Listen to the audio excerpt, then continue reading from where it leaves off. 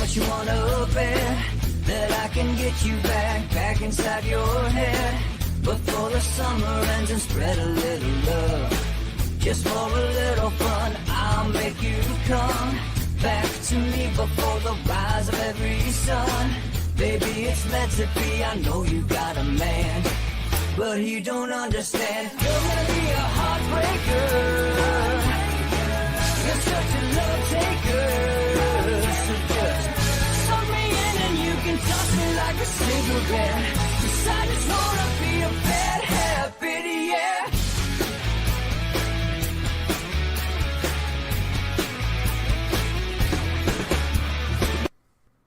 Welcome to Inside the Numbers with the People's Pundit. And now here's your host, Rich Barris.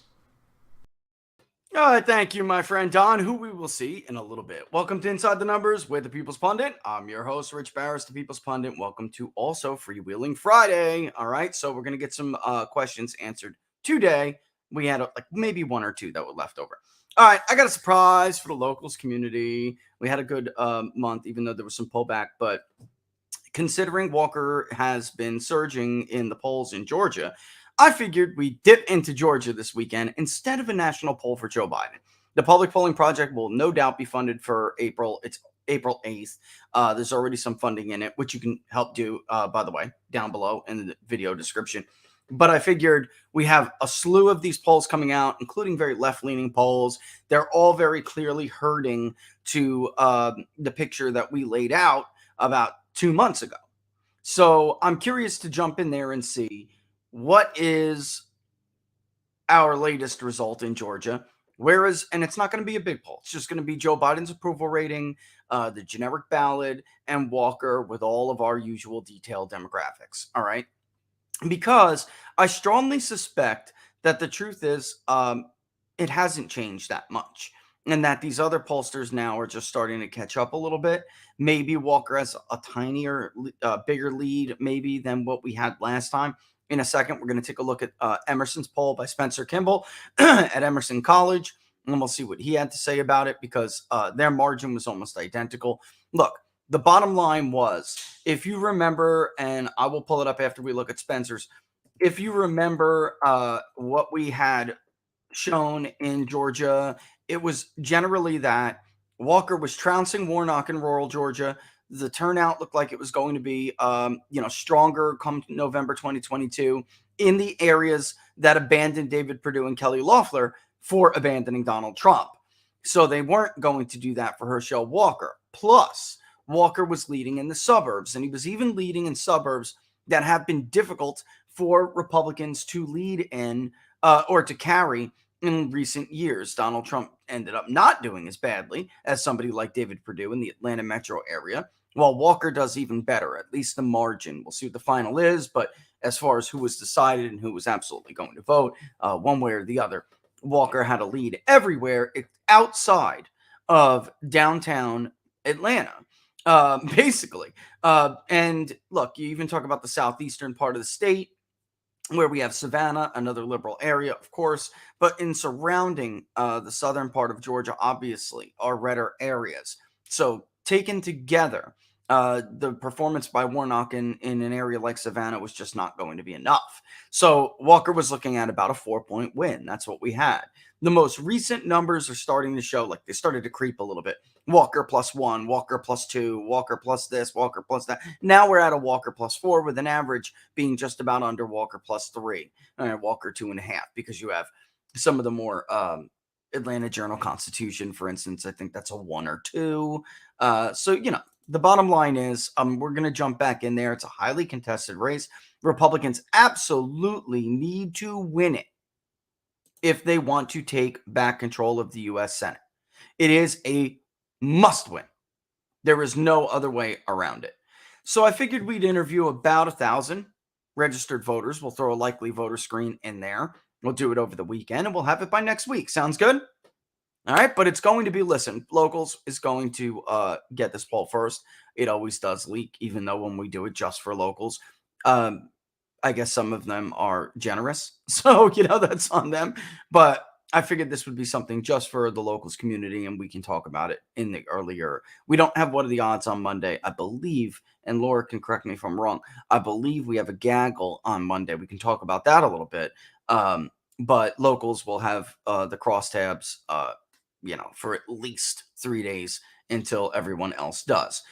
Kemp's approval was slightly above water, although it was coming from a lot of Democrats. It's curious, it's a curious question whether or not those Democrats can be counted on to cross over. Typically, we would say they would not. We were the first to catch Biden's complete and utter plummet in the state of Georgia. He was at 41.4%. Let's see where he is now, whereas 54.6% disapproved of him. And Walker was obviously leading in the Republican primary, which we'll ask again.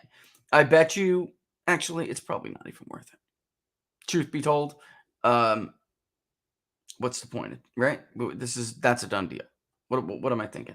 Okay, so the general election was Walker 46, Warnock 41. So actually, we had Walker up by 5. All right, so now everyone's starting to get a little bit closer. It is, people gave us when people aggregated, they gave us a +4 because of the tens of percentage points. All right, let's take a look though at Emerson, and then before the next hour comes up, we'll look at some of the economic stuff. All right, we got some charts I want you to look at, and we'll go from there. Let's bring up the share screen, and when we do, I'll fix that. I see that. I hear people. It's like dark. What can I tell? We've had like tornado watches and stuff all over the place. It's pretty incredible. All right, so here we go. Walker, Georgia 20. Walker leads Warnock in the Emerson College poll of. Yes, I'm walking around trying to get some added light. Poll of Georgia 2022 Emerson. All right, a new Emerson College, the Hill poll, sponsored by the Hill. Georgia finds U.S. Senator Raphael Warnock trailing likely Republican nominee Herschel Walker 49-45, with 6% undecided. Their sample size is just about what we had, plus or minus 3%. It's funny how far behind. I know people are like, why don't you look at the governor's race? Because there is a media company that is probably going to hire us to look at the governor's race, and I'm somebody who doesn't really like to overlap stuff. So we're not YouGov over here. I don't want to give the same data to 2 different sources. That is not ethical. And within that same time period, it may be very, very soon. And they are mostly concerned about the governor's race, which is interesting. But it's a local Georgia news outlet, so I'm not surprised. All right, Walker leads the field of Republican candidates with 57% of the vote, damn near what we had. And just to go back, where are we? Republican primary, we had Walker at 54 back then. Who else? Where we have Gary Black at 13, Emerson. We had Gary Black also as his closest competitor, but that was when 33.7% was still undecided. So we only had Gary Black at 5.2. Emerson has Gary Black now at 13%, with 16% undecided. So you can see that, Walker gobbled up some undecideds, Gary Black gobbled up some undecideds, and it's about 15%, about double we had undecided. So the undecided number sliced in half, and I wouldn't be surprised to see that is generally the case. Walker leads the Democratic Senate primary 85% to 10%. We didn't ask about the Democratic primary. It really didn't seem worthwhile. It was an obvious question. Nobody has money. Warnock has money. He's the incumbent. So what the hell's the point? All right. In the race for governor of Georgia, incumbent Brian Kemp has an 11-point lead over Senate candidate David Perdue, 43-32. 17% are undecided. In a potential runoff, should neither Kemp or Perdue receive 50%, Kemp bests Perdue 44-39, while 16% are undecided. I will say this. This is a primary. And in a primary, that lead is nothing. That is in a primary poll. Modeling likely primary voters is much different than modeling likely general election voters. And for pollsters who don't know that, maybe that's why you suck.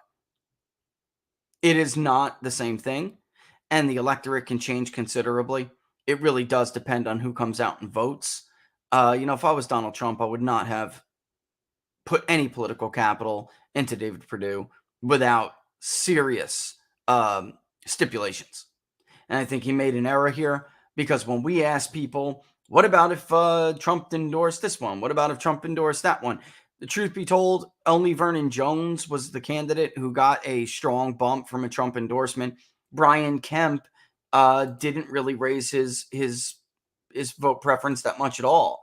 I mean, he came in at 57.3%, and if Trump endorsed him, he got 61%. That's a 4-point increase. That's it. Vernon Jones, however, the net swing was almost 50 points. So what does that tell me? That tells me that voters in Georgia, Republican voters, particularly Trump voters in the state of Georgia, basically like, with all due respect, Mr. President, we don't forgive him. Maybe you do, but we don't. So we will not be voting for him. It just won't have that impact. A 5-point lead in a Republican primary is nothing. 43 to 32 could change actually rather quickly. I'm talking about the overall little bit more crowded field. That could change if a few things happen.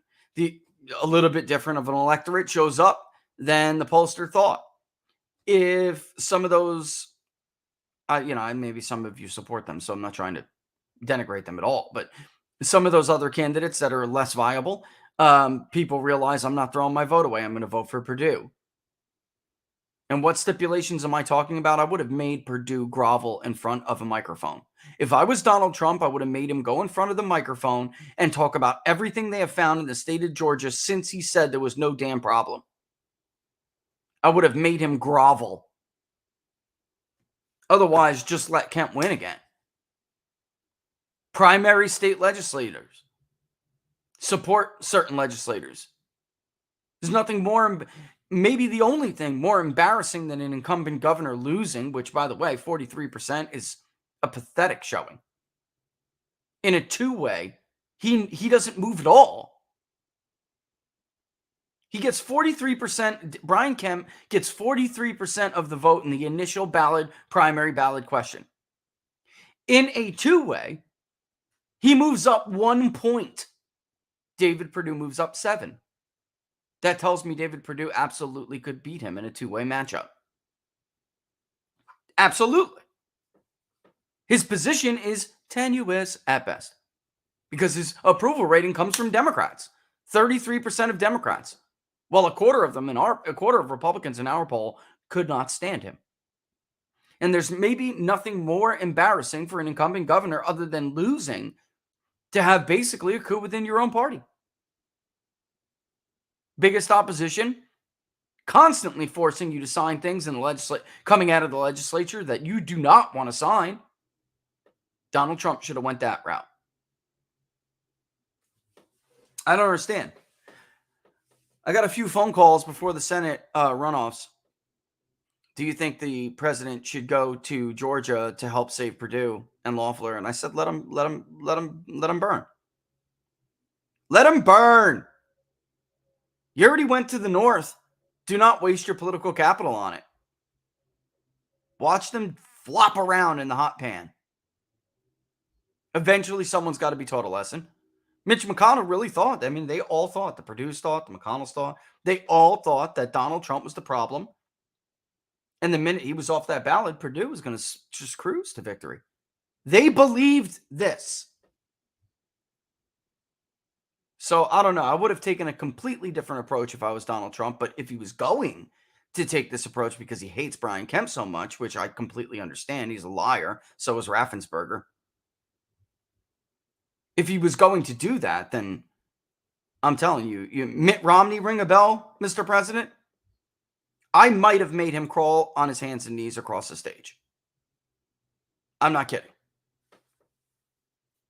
By the way, Mitt Romney and Murkowski and the rest of these idiots, these soon-to-be former senators, incredible to me that they want to talk about amnesty right now. That is, to me, it just sabotage just jumps in my mind. I think, I really do, that Mitt Romney is so jealous of Donald Trump, that he is so bitter that he never got to be the standard bearer of the Republican Party, that he got his ass kicked by Barack Obama. in an election he should have won. I really think he's so bitter and so butthurt over that he's willing to destroy his party and hurt his country rather than to admit that he is irrelevant and that Donald Trump is still the predominant leader of this party. I really believe that. He clearly can see the handwriting on the wall. We're now going on year 2 soon, and Trumpism has not faded. Nobody wants to go back to Romneyism. Nobody. And it burns him. What a fraud that guy turned out to be. Ladies and gentlemen, do you know he just voted not to confirm the very nominee that he's going to put on the Supreme Court today? He just voted no for a lower position. This is a man who is a very deeply dishonest man. Very deeply dishonest. Glenn Beck, how you feel about yourself? Running all over Iowa, telling evangelicals who are skeptical of Mormon politicians, that's the truth.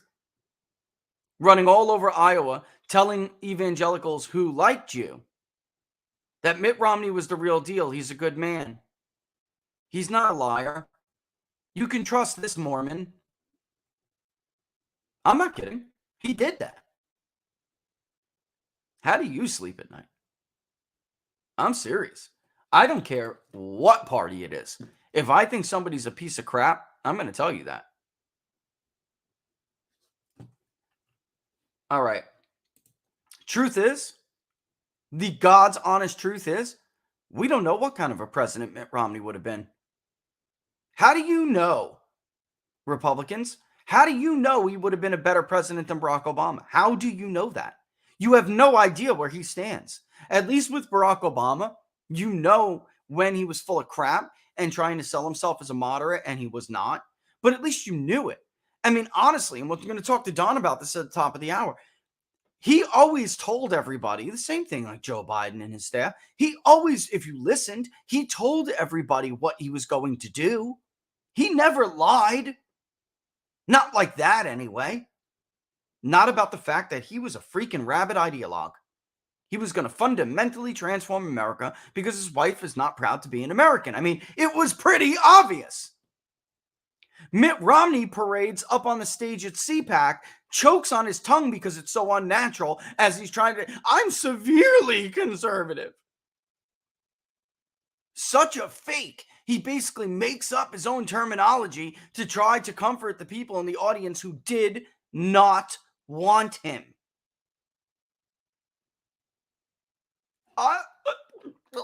Severely conservative. You're so severely conservative, you're putting a pedo sympathizer on the Supreme Court. That's how severely conservative you are. I don't know, Mormons. I don't know. I wouldn't want that representing my yoke. Anyway. So Kemp's at 43, Purdue's at 32, Davis is at 5, Taylor is at 2, Williams is at 1, 17% undecided. You know, it's funny. Didn't they just say that Davis was higher than that? Or no? Anyway, we had Taylor at 3%, 3.3, so really hasn't made that much of a move. What has happened? What is the major thing that has happened since we did this? Well, Vernon Jones is now out, right? By the way, Vernon Jones's internal polling conducted by Remington Research showed him only down 46.40. That he was in number 2. That's the poll that Remington Research gave to Vernon Jones. How do I know? Because I got a phone call saying, hey, can you call so-and-so from the Jones campaign? You're polling Georgia. They just had a poll conducted. What do you think about this poll? I think there are too many Republican firms that give their clients information they want to hear instead of the truth. That's what I think. 46.40. Vernon Jones wasn't at 40 until the endorsement hypothetical question.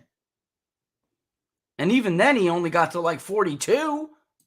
Matter of fact, let me look at it. 40.1. It's like Paradigm Strategies telling Alan West he's ahead of Greg Abbott. It's like a 40-point miss. 40-point miss. Anyway, Vernon Jones was never down by 6 to Brian Kemp. So here we are now, and Purdue is at 32.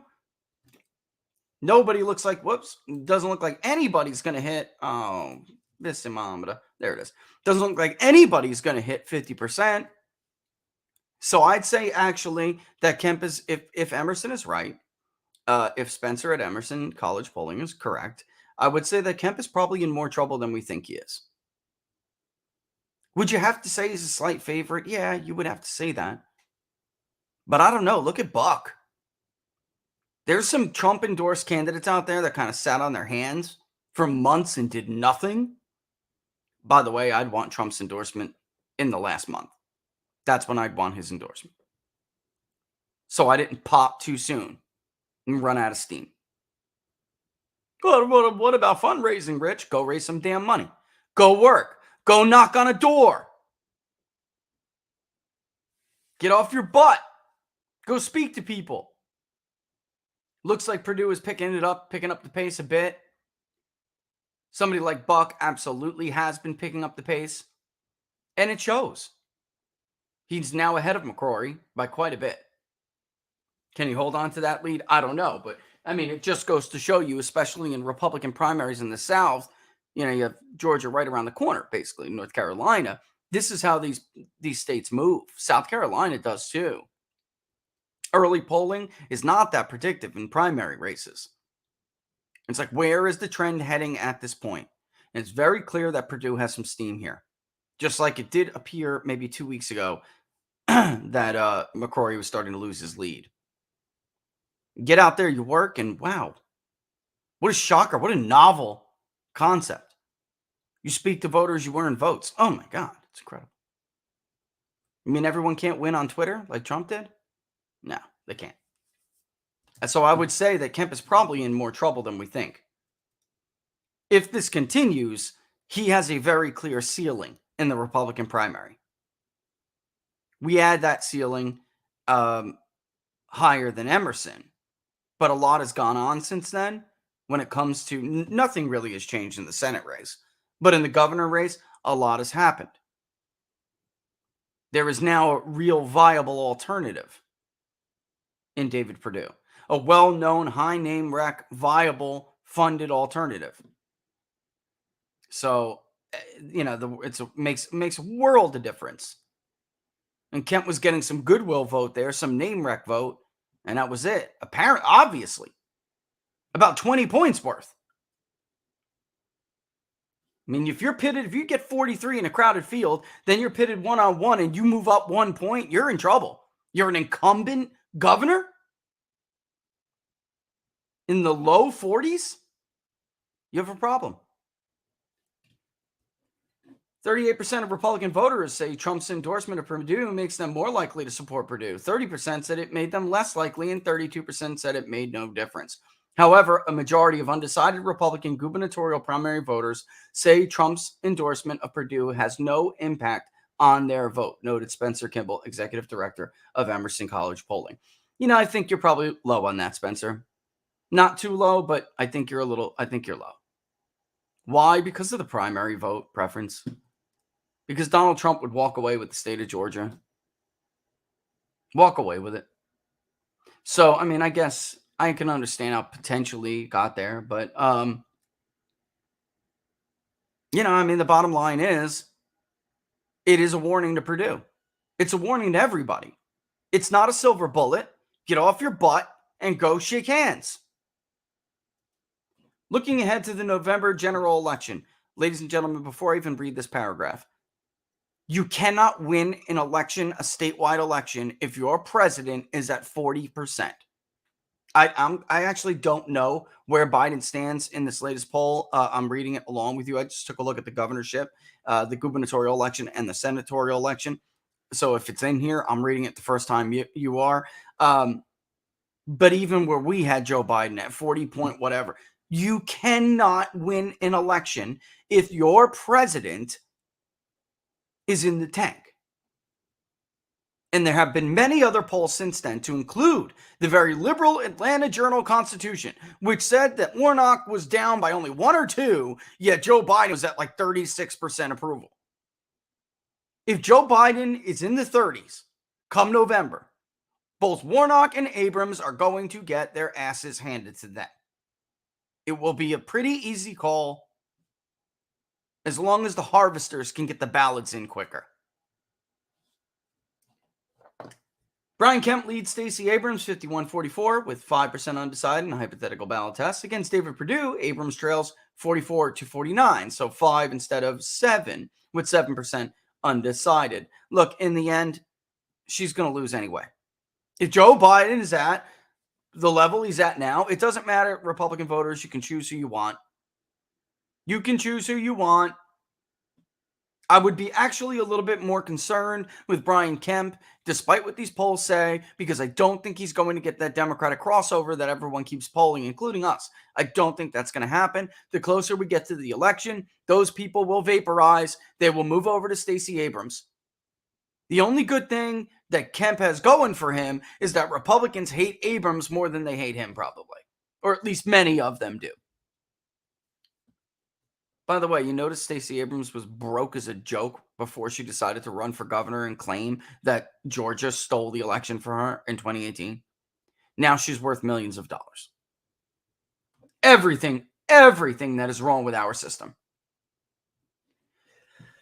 Kimball said, Abram holds a majority of support in the general election among voters under 50, while Kemp and Perdue have a strong majority of voters over 50. Abrams' chance in November depend in large part on whether or not these younger voters turn out. They will not. They will not. Even in 2018, when it was a good year for Democrats, younger voters did not come out in droves. They will not this time. And if they do, I think you're going to find the 30 to 44 age group is going to lean more Republican. This is the problem Kemp has, though. He played a sucker for Fauci for a while. He's no Ron DeSantis. That's for damn sure. He played the sucker for a while. So these voters that are 30 to 44 who were pissed off they were forced to get a vaccine, they were pissed off they were forced to shut down commerce when they have bills to pay, including incredibly ridiculously high amounts of student loan debt to repay, bills they can't make, shelter they can't cover, gas prices they cannot, that will not suffice to fill their tank. Kemp has no argument. Well, Stacey Abrams was a lockdown fanatic, you know. So what? Were you much better? A significant larger portion of Republican primary voters are undecided in the race for Secretary of State at 37%. The incumbent, Brad Raffensperger, leads his Trump-backed primary challenger, Jody Hice, 29-26. That's nothing. That is nothing. Especially with that many people undecided. That is nothing. A majority of voters thinks Georgia runs fair elections. That's funny. We were a little bit different. 30% think it does not, and 18% are undecided.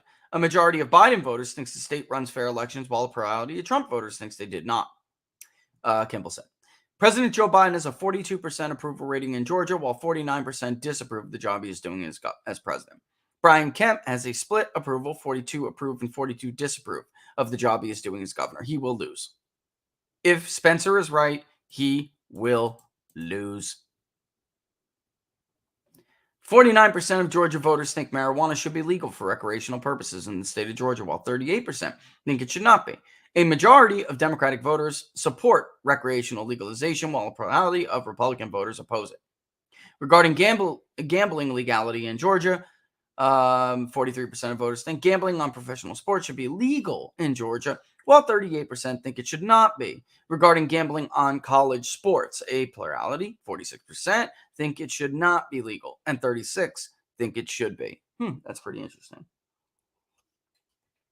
Give me 1 second. Let me just take a real quick peek at everything here, because I think, hang on.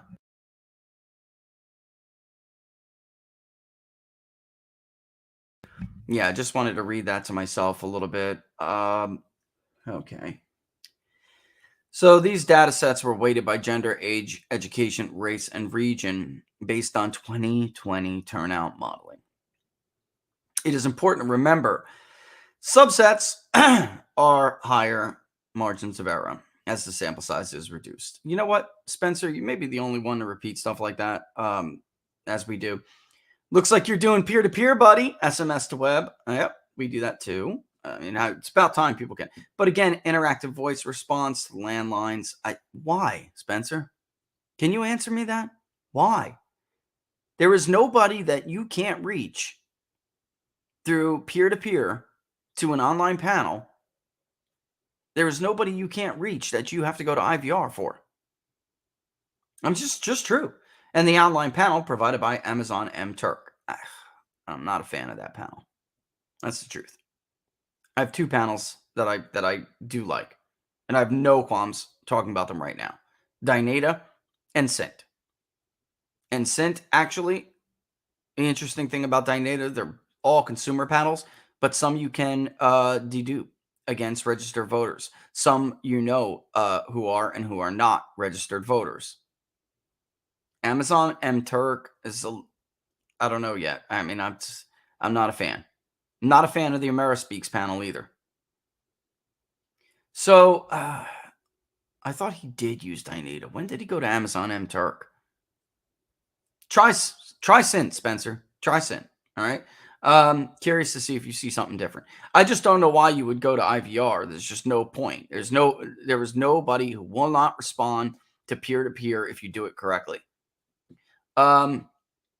And with that in mind, I think the independent sample is a little bit low here, which would explain why Joe Biden's disapproval is still in the high 40s. That would explain that. All right. Good. Credibility interval CI. Very good. Because you cannot tell people a margin of error. When it's mixed mode, it's a sampling error. And with something like Amazon MTurk, that's really a confidence interval. All right. So 4.6% is the confidence interval in this. Yeah, that's about right. I mean, it's honestly about right. Ours was 3.1 at 95% confidence interval. However, our Republican sample was 38, Democrat was 34, 28% was independent third party. All right. Which I think is a little bit more realistic. 2020 turnout modeling, we've been over a lot. It's a safe way for a pollster. Look, it's a safe and defendable way for a pollster to wait and report their results. However, it is not a great way to model an electorate. Show me, ladies and gentlemen, show me an electorate for any election cycle that mirrored the prior electorate. What do I mean by that? Did the electorate in 2016 look like the electorate in 2014? Did the electorate in 2018 look like the electorate in 2016? Did the electorate in 2020 look like the electorate in 2018? And this goes on forever. Did the electorate in 2000 look like the electorate in 1998 or 96? What about 2002 in the midterms? Did it look like 2000? In 2004, when Bush won re-election, there were actually 3.5 million more Democratic voters in the electorate than there were in 2000. Yet, unfortunately for John Kerry, many of them identified as either independent or Republican and voted for George W. Bush. In 2006, were there not a lot more Democrats in the electorate than there were in 2004, and that the crossover was much less? And in 2008, the most Democratic electorate in modern times, did it look like 2006? And on and on. In 2010, did it look like 2008? I can keep going on. This is what I'm saying here, is that the only thing you can count on being consistent about electorates and coalitions is that they consistently change. They're fluid. And it is part of a pollster's job to project what that electorate is going to look like. It's part of your job. And while this is a safe way of doing it, It's probably why Emerson understated Donald Trump in Ohio both times. It's probably why they had some issues. I mean, they're generally, Spencer does a good job, and I can tell you that if he gets something wrong, it's because of something like this, and he's legitimately trying to do his best job. I really do believe that about him. But it's not a great way. It's not a great way if you're trying to give people an accurate picture of what is going to happen in the future. It's part of your job. Yeah, I mean, Georgia is probably Carlos. I just saw Carlos's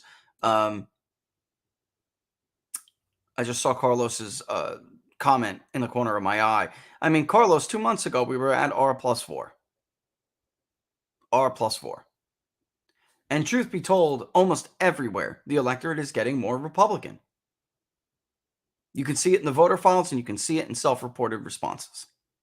So to model an electorate based on the way another electorate was in the past it's going to be problematic. Look, the runoff didn't even look like 2020. It didn't. So if you pulled the runoff and you were like, well, I'm going to base it on 2020 turnout modeling, you were wrong. And really, that's where it is. Let's get a cup of Joe here. All right. So, I mean, interesting to look at, interesting to see preferences, who's voting for who. But again, I think it's probably pretty close to where Walker's lead is. I just think that when you're looking at some of those other issue tests, yeah, you're throwing the baby out with the bathwater kind of thing. You guys know that expression? All right. What else we're going to talk about here? We got 20 minutes. I want to make sure I don't cut something in half. One thing I want to leave for Don to bring up. So, or not to bring up, to ask him about. So instead, let's look at this. This pains me. This really pains me. And no, I'm probably never going to stop doing the I told you so. All right. This is People's Pundit Daily. You can still check out incredibly cool market tools on People's Pundit Daily, which I believe rival the Wall Street Journal. Damn, Candace. You're advertising all over it. There obviously is no company profile because it is not a company. It is a currency. Let me zoom in a little bit on this. Well, this is the 1 year. Let's start with the 1 year. Of course, not the 52-week high or 52-week low. You know what, Laura? You can give Don the link again if you'd like. I did, but I texted it to him. So I know from somebody who's joined other people's ScreenYard shows, it's a pain when someone texts it. It's just the only way I could do it at that time. So if you want to email it to him, that'd be great or something.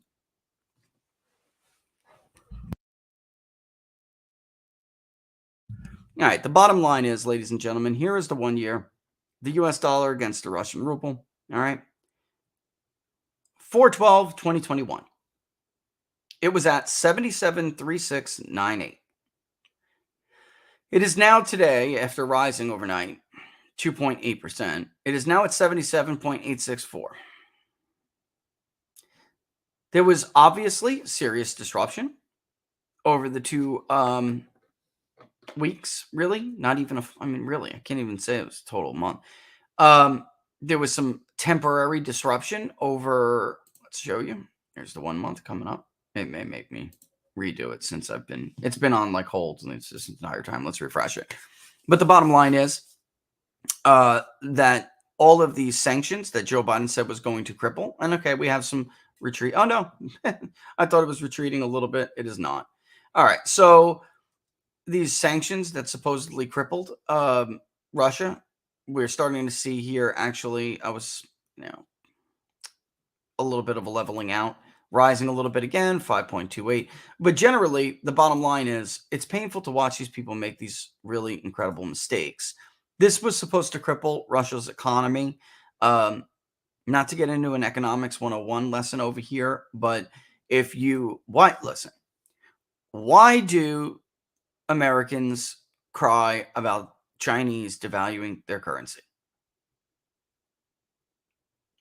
It's actually economically advantageous for an exporter to devalue their currency. Russia is obviously a major oil producer, so for the time being, we had hurt their currency for a couple of weeks, and it now is recovered. This will do nothing to harm how much they pay for food. So what would piss off the domestic population? I don't know. Maybe inflation, historic gains in the cost of goods, like we're seeing here in the United States. That will not happen in Russia. Yeah, Vanessa, whatever you think about Vladimir Putin, Vanessa is right. Whatever you think personally about Vladimir Putin, he is not stupid. We are. We are incredibly stupid. We have been listening to one moron after the other with their genius ideas, putting the dominance of our currency at risk for a 2-week disruption in the value of the ruble. Economic sanctions that had no chance to make Vladimir Putin more unpopular. None. Yeah, and I think it was Harris that had Trump up big in Georgia over Biden. I think it was Harris. I think you're right about that. This was a major risk that we took. Major risk of, forget about the temporary disruption of the ruble, the value of the ruble. We took a risk to disrupt the status quo in currency and trade. That status quo is the only thing that allows us to continue to operate with massive debt without economic calamity. We put that at risk without really thinking it through. Did we think it through? Did we have a robust debate? Did we weigh the pros and cons, the risks versus rewards? Did we really? Absolutely not. As usual, idiots in government, backed by parrots with similarly low levels of intelligence in the media. Anyone who wanted to challenge that narrative called a Putin puppet, the Putin wing of the party, a Russian agent, like children in grade school, casting names at each other because they don't have an intellectual thought in their brain. They can't defend their position on the facts.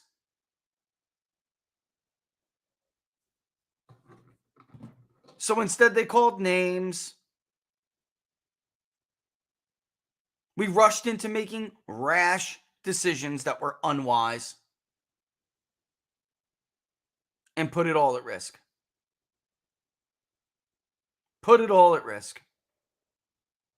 I will say this, there is some good news this month, which is economically, there is some good news, which basically is that business inventories built up, or wholesale inventories built up at a faster pace than was expected, over 2%. There is, however, downside to that, which I used to tell you about all the time during the Trump administration. There is a risk of overheating. All right.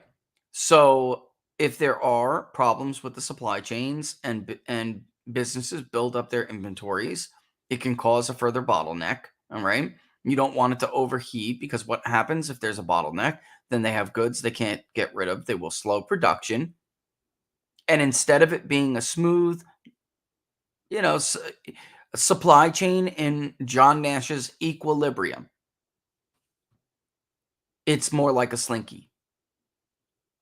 And we have too less of something at one time, or or too little of certain goods at one time, or too many and another, with no way for the supply chain to deliver them to the market. We need to find equilibrium here and get back on a sustainable economic path. We're nowhere near that. So hopefully it was just because inventories were weak, much weaker over the last 2 months than expected. So maybe it's ironing it out. But people see that and they're like, oh, that's great. Wholesale inventories built up, twice the consensus. Maybe it's great. Maybe. Best case, it's ironing out the entire quarter because it was weak for the quarter. Worst case, it's another bottleneck coming. We could overheat. And why do I worry about the overheating? Because in the ISM indexes this month, there was fear of overheating. There were increases that really weren't justified by economic activity. It's people trying to play catch up. And if those producers are playing catch up and they can't get those goods to market and people can't afford them, or they're not getting there because the supply chain is messed up and there's a bottleneck, it will backfire on them and they will not produce in the future quarter, which will lead to more shortages. You understand how this works? So, is there anything I can point to? I would like to even point to the jobless claims numbers, but the problem with that is we're still missing almost 10 million people.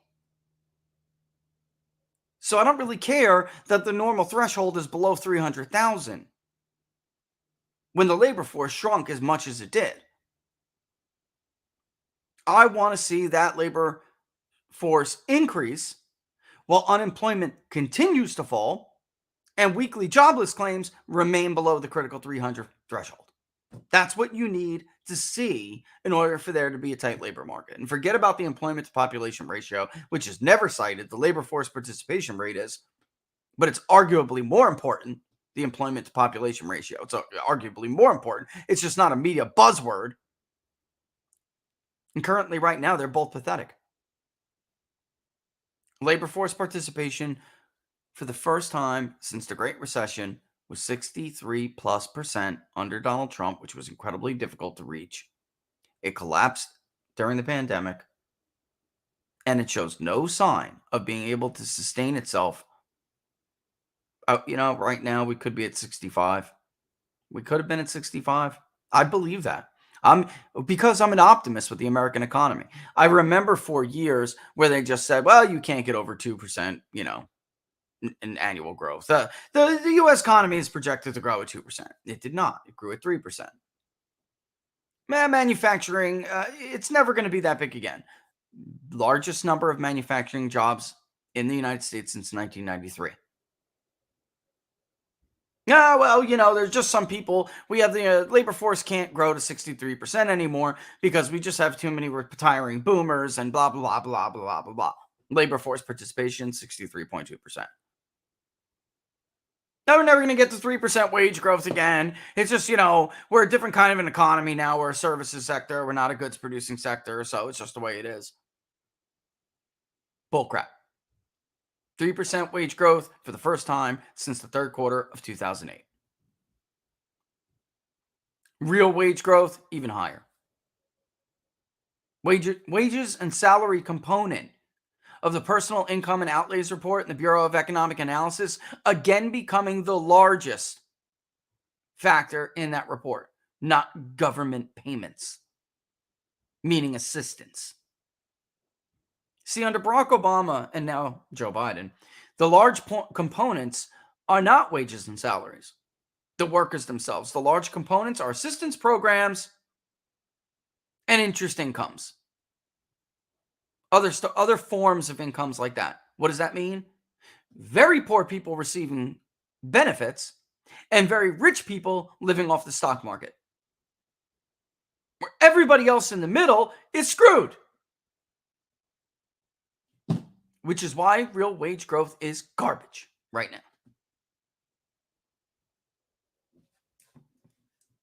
It's sad. Because that is not, I always say this, but it's absolutely true.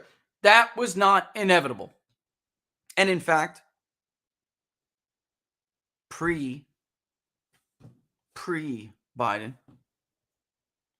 there was signs that we were starting to get back on track, Yeah, Vanessa, grow some food, girl. Laura's all about it. You got to see this girl's scallions Or are they onions? What are those things out there, Laura? They look like scallions. I just didn't think scallions could get that damn big. I can't wait for those juicy tomatoes. What are they, Laura? They are scallions indeed. They're just scallions on crack or something. Those are scallions. They're like leek sized. I'm not kidding. I'm telling you that I love manure. scallions. That cow manure makes a difference. I told you, right? I told you, I mean, right? I was like, I'll carry it. and- If you want it, I'll carry it for you. Don't worry. Yeah, and that peat moss too. You can mix it, but I'll carry it over my shoulder. Yeah, listen, y'all. It was. I got rough. more peat for you, by the way. I got more peat for you. I do need to go get you more manure, though, if we're going to build another bed. Let's build another bed this weekend. Yes. Let's build another bed. I got We'll the make blocks. that the fruit bed. Yes. And then yes. And then I want to make another side bed, and we'll make that the medicinal herb bed for like aches, pains, and fevers. Yeah. And I'll be careful with the chemicals. I'm so terrified because we live by the water. The wind blows like crazy, folks, and I have to spray. Owen, are you out there, Owen? If Owen's out there, he's gonna know what I'm about to say right now. I put down all pre-emergence all over my beautiful Tifway Bermuda sod, and from last year. Now it's an established lawn. It's coming back, right? It's looking beautiful. It just started to come out of dormancy, and it's like a bluish green tinted Bermuda. It's gorgeous. However, something I put down as a pre-emergent didn't block some kind of grassy weed. I'm not exactly sure what it is. It could be like barnyard grass. A lot of people told me it was like Dallas grass, but I got the crabgrass down. I got to control the nut sedge, something I can't get control of. I got MSMA, which is like supposed to be for sod farms, not residential use. Blah. All right. Anyway, whatever I use as any kind of herbicide, I'm so afraid I'm going to hit your damn garden. So I'm just going to stay away. If you value because of the your wind. life, you will not touch my garden. I know. And I've been waiting for a wind calm day. There is none. It could be like a lemongrass. Yeah, I guess it could be. I don't know. You know what? I'll take a picture and put it on Locals and show you. Rich Barris, the Italian scallion. I'm telling you, Rich, I love scallions. And you have to see these things. They're huge. I mean, I remember when we first moved to Florida many years ago. And I went to Publix, which I had known my father had already lived there, so I knew what a Publix was. But the scallions were big, like big. And I'm like, damn, I've never seen a scallion this big in my life down here. They're huge. These put those giant organic scallions at Publix to shame. They're leek size. I'm not kidding. I mean, I just can't wait. I would just eat it. Yeah, I know we have lemongrass because Laura likes it to keep she likes to use natural stuff to keep pests away. So marigolds to get rid of something, right, Laura? I don't know what the hell it is. I mean, you know this. But basically, the scent of marigolds. I can't allow it in my lawn. Yeah, the scent of marigolds keep away pests from honing in on my tomatoes and trying to attack them, because we have lots of bugs here that just love my tomatoes. I mean, I maybe yielded half of my yield because those stupid leaf bugs, they're evil, I tell you. Yeah. And I don't believe in pesticides. So, I mean, that's me. To each gardener is their own. But to me, I want it all natural and on the products themselves. Yeah, no, me either. When it comes to lawns, that's different.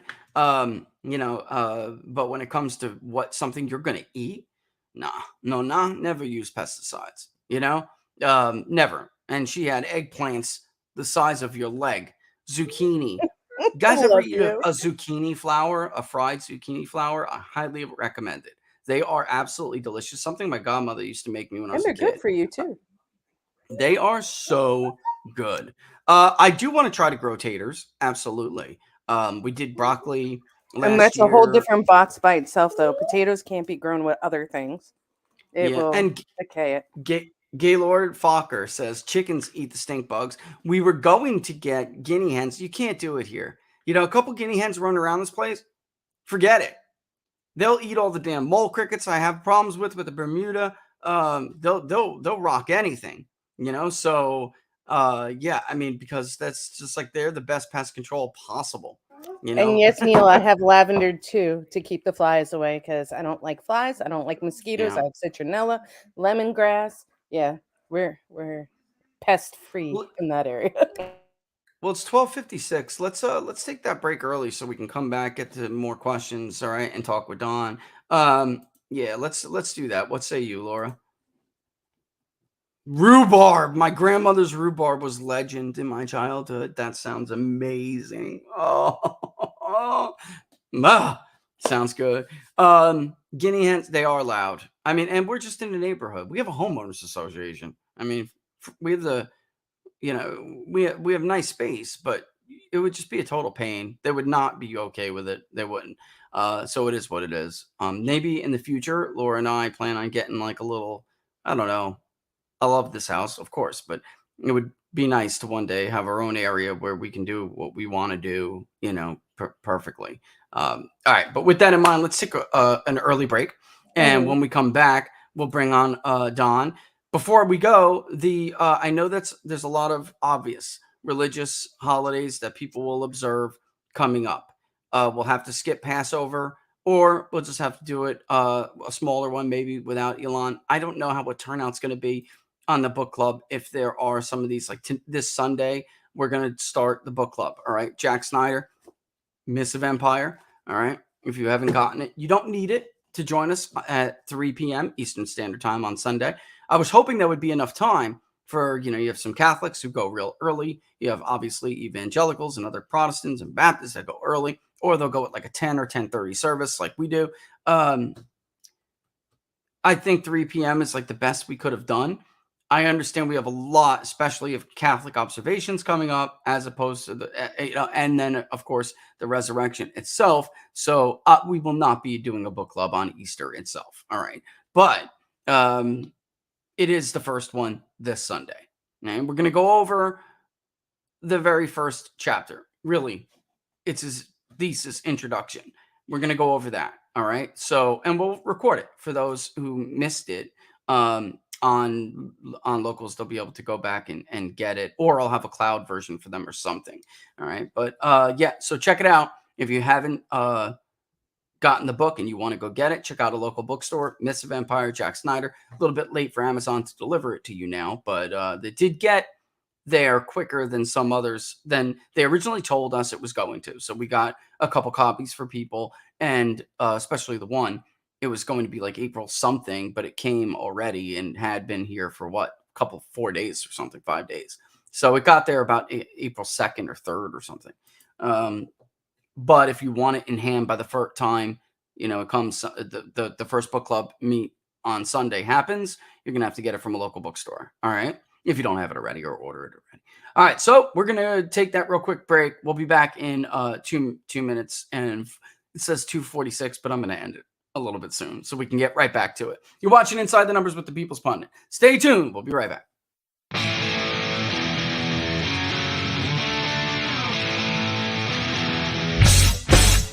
How much you wanna bet that I can get you back inside your head before the summer ends, and spread a little love just for a little fun. I'll make you come back to me before the rise of every sun. Baby, it's meant to be. I know you got a man, but he don't understand. You're gonna be a heartbreaker. You're such a love taker. So just suck me in and you can toss me like a cigarette. 'Cause I just wanna be a bad habit, yeah.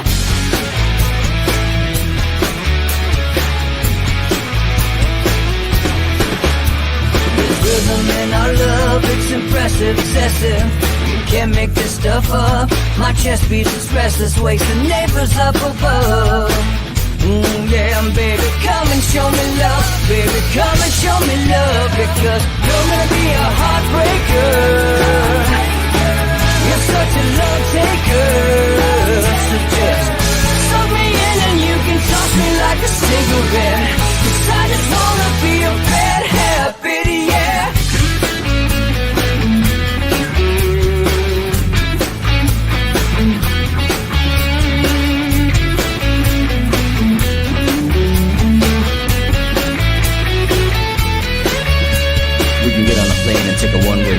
steal us away to find a place we can hide. It wouldn't take much to disappear for a night, just to give in to the need and leave it all behind. Cause I know that you know that I know that you want me. You told me, now show me, come blow me away. Cause I know that you know that I know that you want me. You told me, now show me, come blow me away. You're gonna be a heartbreaker. You're such a love taker. So just suck me in and you can toss me like a cigarette. 'Cause I just wanna be a bad habit, yeah. You're gonna be a heartbreaker. You're such a love taker. So just suck me in and you can toss me like a cigarette. 'Cause I just wanna be a bad habit, yeah.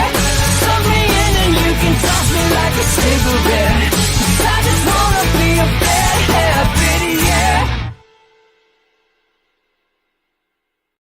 I actually missed the damn cutoff, the early damn cutoff. What are you going to do? You're watching Inside the Numbers with the People's Pundit. I'm your host, Rich Barris, the People's Pundit. Don't forget, follow us on Getter if you're not doing that already, at People's Pundit. All right. But of course, if you're watching on YouTube, you like the videos, give us a thumbs up, subscribe if you haven't already, and hit the notification bell. That'll let you know when we're going to go live. But everybody, please go over to Rumble, join the People's Pundit Rumble channel. And while you're there, check out the link below or the button up top right there that says join the locals community. It's a good time to do so. Get exclusive polls, embargoed polls, and that's the spiritual home of the revolution in data journalism. All right, let's just go right to it. Bring on my buddy Don. We got a lot of questions to get to, but first I want to shoot the you know what.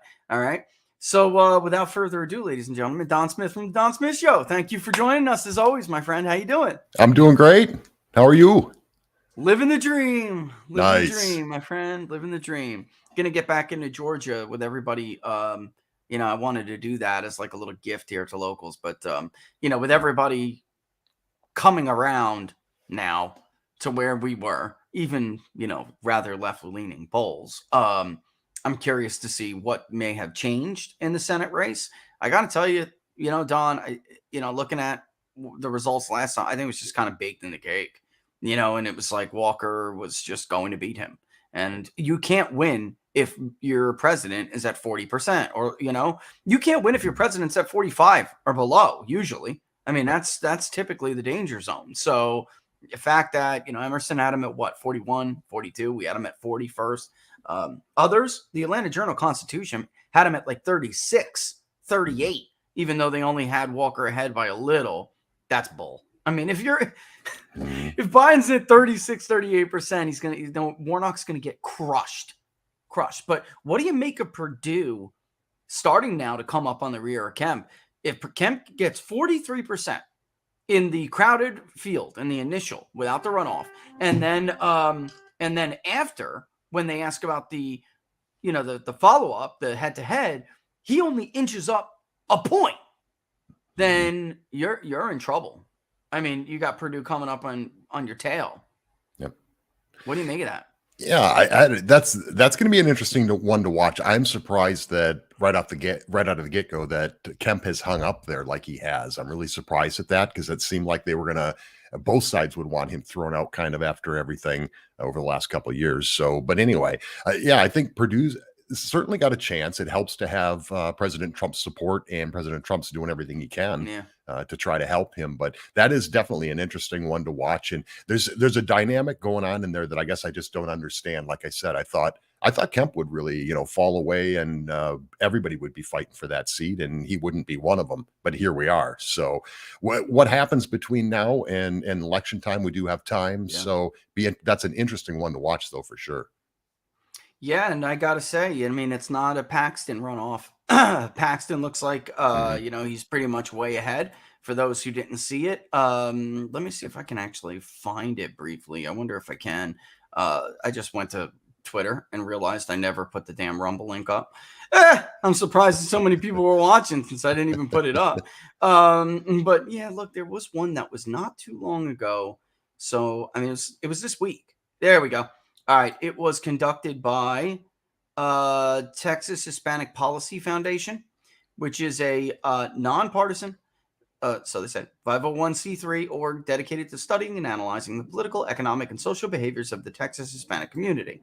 And I got to be honest, it's one of those PDF polls, where they don't really release a whole lot except for this PDF, board of directors, who's on it, et cetera, et cetera. But they had Paxton at this point running away with it. Greg Abbott led Beto O'Rourke by 8 points among likely voters, 50 to 42, and by 12 among the most likely, almost certain to vote, 53 to 41. That's a little weird to me, Don, because that is a likely voter screen. So I don't know what you're talking about there. But among both parties, Libertarian only got about 2%. Green Party got 1, 5, and 3, with 5 and 3% in those two groups being undecided. Now, Abbott is doing really well among white voters, 65 to 29, but Hispanic voters back O'Rourke 53 to 39. Now, fast forward to Attorney General Ken Paxton. He's clobbering George Bush, or 65 to 23. He leads by 42 points. So George P. Bush is getting no more additional support. And then that's among their likely voter model. Among the most likely, it's an even bigger margin, 51%, 71 to 20%, with 9% undecided among the most likely voters. Jesus, you know what? Lord Almighty. All these years. That's our friend Todd. better you than me. and I had literally just told him, well, he asked if I would do something at 2:30, right? And I had literally told him I'm on the show. And I'll see. Sometimes the show doesn't end at 2:00. And what the hell do you think I'm going to do? Pick up in the middle of the show? Hold on, folks. Hey, Todd. Come on, man. But anyway, are you surprised by the dominant position that Abbott holds over George P. Bush? I mean, this dominant. Not at all. No, and let's be real here. So there was a bunch of games played, and I have information on that, and I've shared it with you personally. But I have to be, respect some confidentiality there and not put it all out there. But this would never even be at this point if it wasn't for the deal with Louis Gohmert coming into it, and that whole purpose of that was to force a runoff. So the only thing I was wondering at that point was, okay, there's going to be a runoff because George P. Bush is not going to win. Louis Gohmert's not going to win, and nothing against Louis Gohmert. But I was curious what happens some of that after stuff that. is true. I got something against Louis Gohmert. If some of the stuff turns out to be true, you know what I'm talking about. I know what you're talking about. They don't know yet. I mean, what's her name? It is. Yeah, it is. So I mean, and what's her name kind of blabbed some of it, not the whole story, but what's her name? Jenna Ellis. She went out and started at least touch on the surface of it, although she did not get into the full detail that you and I know. If you can like 100% confirm that's true, then I mean, then man, that's very disappointing. Yep, it is. It's very disappointing. I was hoping there was some like a caveat or something, Don, it's not, huh? It's the bad side of politics for both sides. I mean, this is something on the right, but my he was question a judge, was, Don, he was a judge. I know. Yeah, I know. Yeah, the thing with Ken Paxton is he's got a record, right? This is a guy who has a record of fighting for the people of Texas, for the state of Texas itself, fighting back against the federal government, trying to dictate things to them, take things over, trying to take away their state's rights. So with Ken Paxton all he's got to do is run on that record. And, that sounds easy, right? It's like, well, they should all run on their record. They don't all have records. I mean, some of these people have right. What are you going to throw down there? Oh, you co-sponsored something, or you did this. This guy takes action when action needs to be taken. But I always wondered, what was the game? How were they going to go from, you can force a runoff all you want, but look at where we're at. Look at the numbers you're reading right there for George P. Bush. And so how was he ever thinking he was going to overcome that? And that was kind of, in a way, a little bit of a fear, because they must have something. They must have a bunch of stories in the can that they're creating, or whatever the story is, because that's the dirty part of politics. So I fully expected that to come out, and maybe that is still yet to come. So I would only put this out to people, especially if you're in Texas. be very leery of anything that comes out. There's been a lot of dirty games. George P. Bush sits on Be the camera very leery. and he Yes. smiles and he's just this super likable guy. No, he isn't. No, he isn't. He's no more shit, likable. Ron. Yeah, he's no more likable than Joe Biden is. The people that say, "Well, he's just a great guy." No, he's not. He's a jerk. No, But he's so, not. what is the game going forward? I expect we're going to hear a bunch of crazy stories about Ken Paxton, and Ken just needs to stick to his accomplishments. Here's what That's I've done. it. Here's how many times Yeah. I've taken on the federal government. Here's why I did it. Here's how many times I've taken on this, and he's done it. He's been there for the people of Texas this whole time. I can't imagine a better attorney general, to be honest with you. You know, this is interesting. And right. I mean, look, this man was there for Donald Trump every step of the way. When it was some judge in Hawaii, you know, or in Manhattan, putting national injunctions to stop policy from Donald Trump on immigration. It was Ken Paxton who went to the Fifth to say that's bullcrap. And would, you know, it was him. It was him, and it was like almost him alone on almost all of these immigration policies. If the remain in Mexico, okay, thank Ken Paxton. I mean, go down the line. It was the efforts of Ken Paxton that held some of these up in court. Listen to this. Among white GOP primary voters, Paxton leads Bush 75-18. We saw that Bush had looked like some old goodwill support in the Rio Grande Valley, but at the end of the day, Hispanic voters back Paxton 55-25. All right. Paxton and Bush both retaining. Paxton retains 92% of the people who voted for him the first time around. Bush retains 90, but he hasn't really increased because of this. He's getting less of the people who voted for him. An overwhelming majority of those who voted for Louis Gohmert in March will vote for Paxton, 88%. Yeah. Only 9% plan to vote for Bush. Among Ava Guzman's voters, they're a little bit more divided. 35% will go to Bush, 28% for Paxton, 37% more undecided, but 2/5 say they will never vote for a Bush. Yeah, never. Exactly. You know, but that's the interesting part of this to me was and that's what I was talking about. Where do they go after it goes to a runoff? And now you've got the two, right? Because there was just no way. There was no bridge to go from I'm a Louis Gohmert guy. I'm going to vote for Louis Gohmert. And then, he didn't win. So now I'm going to be George P. Bush. Go to Bush. There's no bridge there. I mean, that's just common sense that if you're a Gohmert voter, you're extremely more likely to vote for Ken Paxton than you are for George P. Bush. But I want people to look at, if you really get into the financials, like George P. Bush. So we talk about the track record of Ken Paxton, right? So he's taken on corporations. He's taken on big tech, social media. The trucker convoy, he was involved in all that stuff. So those are the people that want revenge on him, right? So those are the people giving their money to George P. Bush. That's so right. What do you want? Yeah. Do you want to support those guys? And then I'm going to say, okay, well, I'll just, no, you want a fighter. At least I would, if I was a Texan, I would want somebody like Ken Paxton fight for me. Look at the people that are throwing their support behind Ken Paxton. They're the groups that are conservative groups, the Tea Party type groups, it's the grassroots kind of people, the people that want somebody to fight for them. So there was never a bridge to go from Gohmert to George P. Bush. I don't think George P. Bush could even win a general election, which would be catastrophic for the Republican Party to lose their attorney general in the biggest Republican state in the 5th district. You have, listen to this, 66% of Republicans say they would never vote for a Bush member family. The next common reason was his oversight, is what they view as a failed oversight of the Alamo.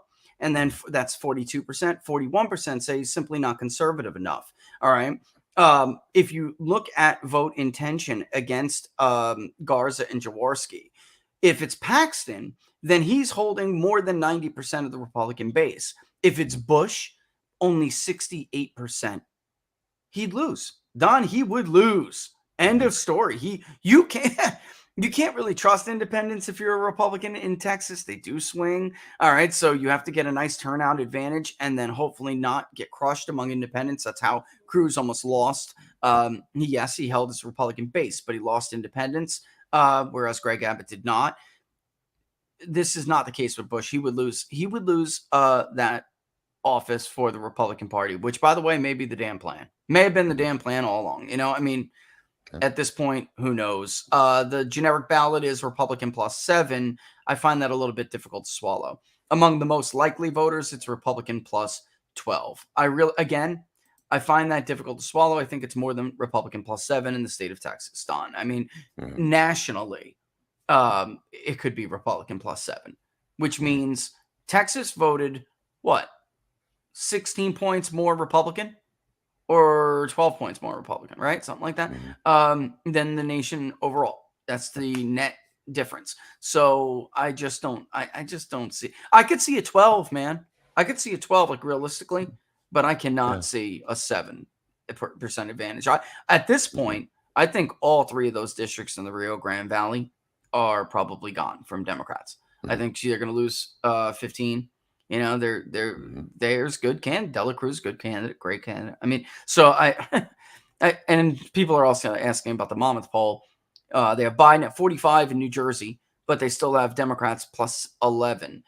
Folks, that's exactly what they had Murphy winning the state of New Jersey by, and he barely held on. So, Monmouth, I'm a little bit surprised on to see Patrick get back in like that, because he's the one who wrote the op-ed saying maybe I shouldn't be a pollster anymore. So I can't believe he has the audacity to go back. I mean, tell me that doesn't take brass balls, buddy. I mean, are you big ones? Call an election privately. This is what I would do if I was them and I sucked that badly. I would not publicly poll anymore, and I would poll privately and kind of test myself. And then when I started to publicly poll again, I would say, listen, here are my results in full, so you can all review it. Here is how I performed. I feel like I got a better grip. Here are the changes I made to perform better. Trust me again, or give me a chance again. Give me another chance. I would not just continue on like Patrick Murray when your record is as abysmal as his is. I just feel like these people have no character. I'm not like attacking them like for the sake of attacking them. I'm saying, like, once upon a time we had a little something called integrity. Yeah, it's a long time ago, anymore, man. Yeah, I guess, man. I guess. Yep. But it's that way. It's that way in every industry anymore that we're seeing. I mean, look at the media. Look at all these people. They just double down, right? They don't even accept that there's something to see here. It's just like, there's nothing to see here. Not as here's the next poll. Here's the next, just like the media with the next story. Oh, Hunter Biden, that's not interesting though. So forget that. We're gonna, they don't get it. Yeah, I want to ask you about this because this is your former neck of the woods. Somebody had asked C509, and by the way, where is the Awaken Saxon on Getter? Getting to you. It's a great question. Okay, so Wisconsin. Any comments on the Wisconsin elections that just took place? Kenosha, the county executive, went Republican for the first time in 60 years. Look, Kenosha went for Trump both times. I think if you read Gableman's report, Kenosha probably was several points more Trump without, that, by the way, Racine as well. And we actually knew those ballots, that batch of ballots that came in late, that were much more pro-Biden than anybody expected. It makes a whole lot of sense now that we know what Judge Gableman found in the report with what are really illegal harvests. And it is also simply, forget about the idea, well, whether it's not a fraudulent ballot. The simple fact of Zuck Bucks influencing certain areas in different counties alone, the most liberal areas, in and of itself is rigging the election.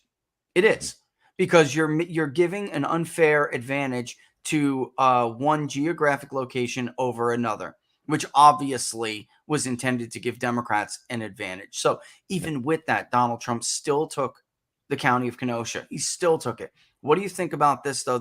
Republicans have had a hard time at the local level, man, for decades, and they took it. What do you think about that? Because a lot of people there.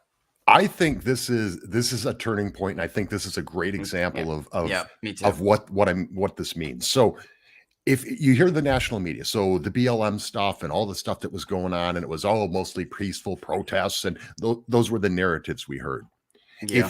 If you lived in Kenosha, you saw the reality. You were there. So the whole Kyle Rittenhouse thing, as that played out, the national narrative was one thing. But if you were a resident of Kenosha, I don't care what side of the aisle you were on, typically, you knew the reality. You knew what really happened there. So it makes it real for you. And you go, wait a minute, this isn't the America I want to live in, where this is okay. You can't defend yourself now. There's all these.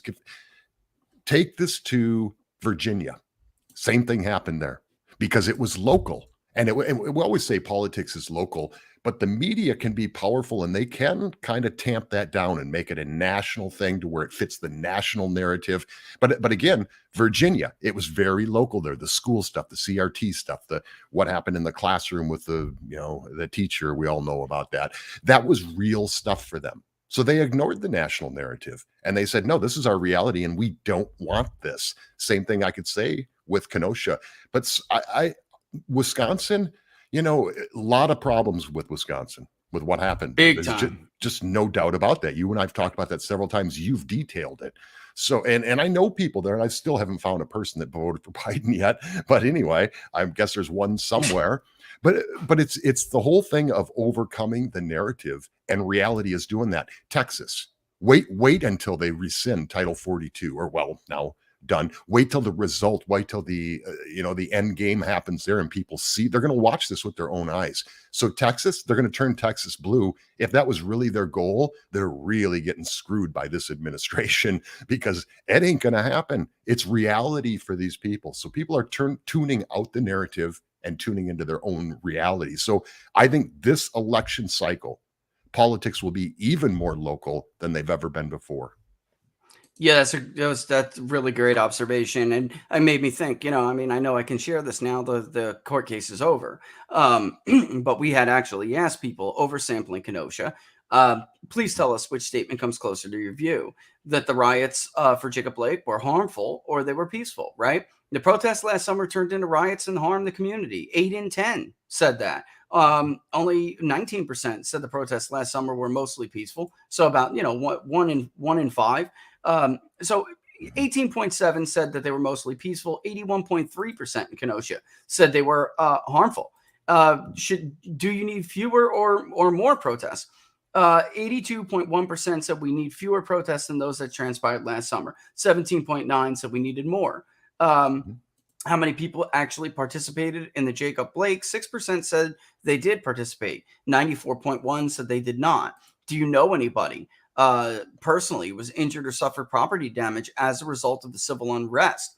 29.6% personally knew somebody or was themselves. 68.3% were unsure. And the impact on Kenosha, okay? Do you believe Kenosha has been affected by the civil unrest that took place last summer? Obviously, 9 in 10 said yes. So really, really interesting. It was like bubbling under the surface there. I also think, too, that in the end here, oh, by the way, the presidential vote was 51 Trump, 48 Biden. So damn near right on the money, in the end, I think that Kenosha probably was more. We know what we know now, which leads me to the getter question. Is there enough pissed off in the electorate to overcome the groomers' digital cheat, kind of thing? Look, I do think we're in a totally different environment than we were in 2020. And Donald Trump still almost overcame that. Here's the caveat, is that I'm not sure how many of Trump's voters may not vote because, Mitt Romney is a total wad, because they don't like Republicans for being Republicans. They like Donald Trump. And if there's any indication to them whatsoever that the Republican Party is no longer the party of Donald Trump, they won't vote. They won't vote. So it may be that there's a danger here. That being said, look at how it turned out in Virginia. You think they didn't play games in Virginia? Of course they did. Even playing games in New Jersey, they almost lost it. And then in a place like Wisconsin, Don, they're not allowed to do anymore what they did with indefinitely confined. There's been a court ruling. They changed the law against the law. They did not have the power. Same thing in Pennsylvania. They did not have the power to make those changes that required an amendment to the state constitution. These are states that never got involved in early voting. People don't understand. When I tell people that, they don't realize it because so many of us have lived in absentee ballot states, Florida. Don, Republicans dominated the absentee ballot in Florida for a long time. They don't understand that if you live in Arizona, if you live in Florida, if you live in North Carolina, they don't get it. Like, what do you mean they didn't get into it? Pennsylvania shot down early voting multiple times. The people, including Democrats, the people of Pennsylvania never wanted this. The people of Michigan never wanted it. Very, very few absentee ballots. Same thing goes with Wisconsin, with the state of Wisconsin. Very few people. So in the end, I mean, they don't have the tools anymore. It's like what Matt Boyle told you. That's a once in a one time. You get to pull that trigger one time, and after that, you just don't have it. Yep. Yeah. So, and with what's going on with the pandemic and everything, it's at a completely different place than it was in the 2020 election, right? I mean, we can all agree to that. So because that was their lever. That was the thing that they used this is why we have to do this, because safety and health and all these, they don't have that. And that was really the only lever they had that allowed them to take such extreme measures. In some of these states, I mean, it was pretty extreme. The levels that they went to push the early voting, the mail-in stuff, the drop boxes, all these different things that we've talked about. So with that being gone, so I am concerned. Is there something coming up next, or is it another huge surge of the pandemic? Or we've heard whispers of that already. We have. Yep, exactly. So what are they going to do? What are they going to do? What's their lever going to be this time? But I agree with what you said, based on what Matt said too, is you get to pull the trigger once, and people are awake to this now. This is the new thing that we all go, wait a minute, what's going on here? Yeah. It's a lack of trust of everything that's the federal government right now, right? I mean, look at this stuff with the Secret Service agents, and it's like, really? I mean, how is this happening? So people have lost all confidence in anything that's done and I think that hurts them with their push to do this federally mandated voting thing, right? So they want to centralize our voting system. People are like, yeah, I don't think so. No. So it'll be about as good as the FBI then, right? Yeah, okay, yeah, I'm going to pass on that. Yeah, I think too, so like Georgia is a perfect example. We didn't poll it for the presidential, but we did for the runoffs. We had Purdue and Loeffler both down. Here we simply do not. I mean, there's a very clear difference in voting behavior and preference. They are people who tell you, I voted for Joe Biden. I voted for John Ossoff. I voted for, whatever. I voted for Raphael Warnock. I am not voting Democrat this time. A great example was that Georgia voter I put up on locals. This guy called. He said, I thought I was getting stability, and instead I got a steaming pile of cat. Right? He's a independent Atlanta voter, suburb voter who voted for Joe Biden, and he is distraught with how badly the country declined in 1 year. 1 year. It's like he like so many others just could not believe how quickly everything went to hell. Would you say Jody Heiss has a better shot of knocking off Raffensperger than Purdue knocking off Kemp, or about the same odds? Raffensperger is a hack, so I hope he loses. I do think Jody Heiss probably has a better shot at beating Raffensperger than David Perdue has at beating Kemp. But I will say this, Don, an incumbent governor in the low 40s, who then when you pit against the closest challenger in a head-to-head, doesn't move from his initial position. I think Kemp is maybe in more trouble than people think. And I think that, it's really starting to remind me of the North Carolina Senate race. Pat McCrory had a big lead. Buck got Donald Trump's endorsement, did nothing. Then he started to work on it, and the more people understood that he was the America First candidate, he has surged ahead of Pat McCrory, who, by the way, was a beloved governor among Republicans here. North Carolina Republicans loved him. He was fighting the transgender bathroom stuff before anybody even knew it was an issue.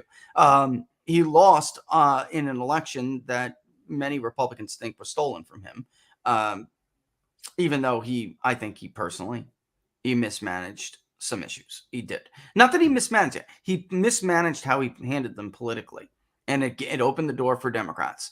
And there is a persistent misnomer in states like North Carolina and even in Georgia and elsewhere.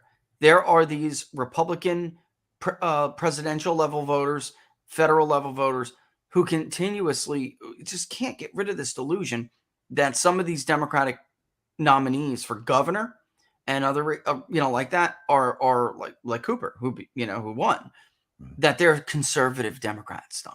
It's a misnomer. It is. There is no such thing anymore. Cooper turned out to be a radical SOB in his second term. He's even more radical than he purported to be in the first, and he barely won, but he did. He won because about 5% of, overlap. It was about, Trump did some 5% better than the Republican candidate did for governor. Why? Because they're just Trump voters who didn't believe Cooper was a radical. Right. Yeah, I think with the Kemp thing. So talk about PACs and run on if you've got a record, run on it. But if you're running against somebody, whether you're a newbie or whatever the case is, if you're running against somebody who has a record that's bad, then that's what you run against. Run on so that. You either run on your record, preferably you have both, right? You can run on your record and then against the other record, but you've got to do it in a way that's profound and details exactly. Kemp, where was he when the election results came in? Did he stick up for conservatives? Did he stick up for anything? No, he was pretty much spineless, right? So that's what you run against. And here's what I would do. You've got to offer a solution, an alternative to what was done. So those are your options, your record or against the record, I just saw that Twitter changed the headline again. At least 30 people feared dead after rockets hit a train station in Kramatorsk, Ukrainian officials say. I'm getting so tired of this Zelensky hero crap. Mm-hmm. Vladimir Zelensky is a war criminal himself in his own right.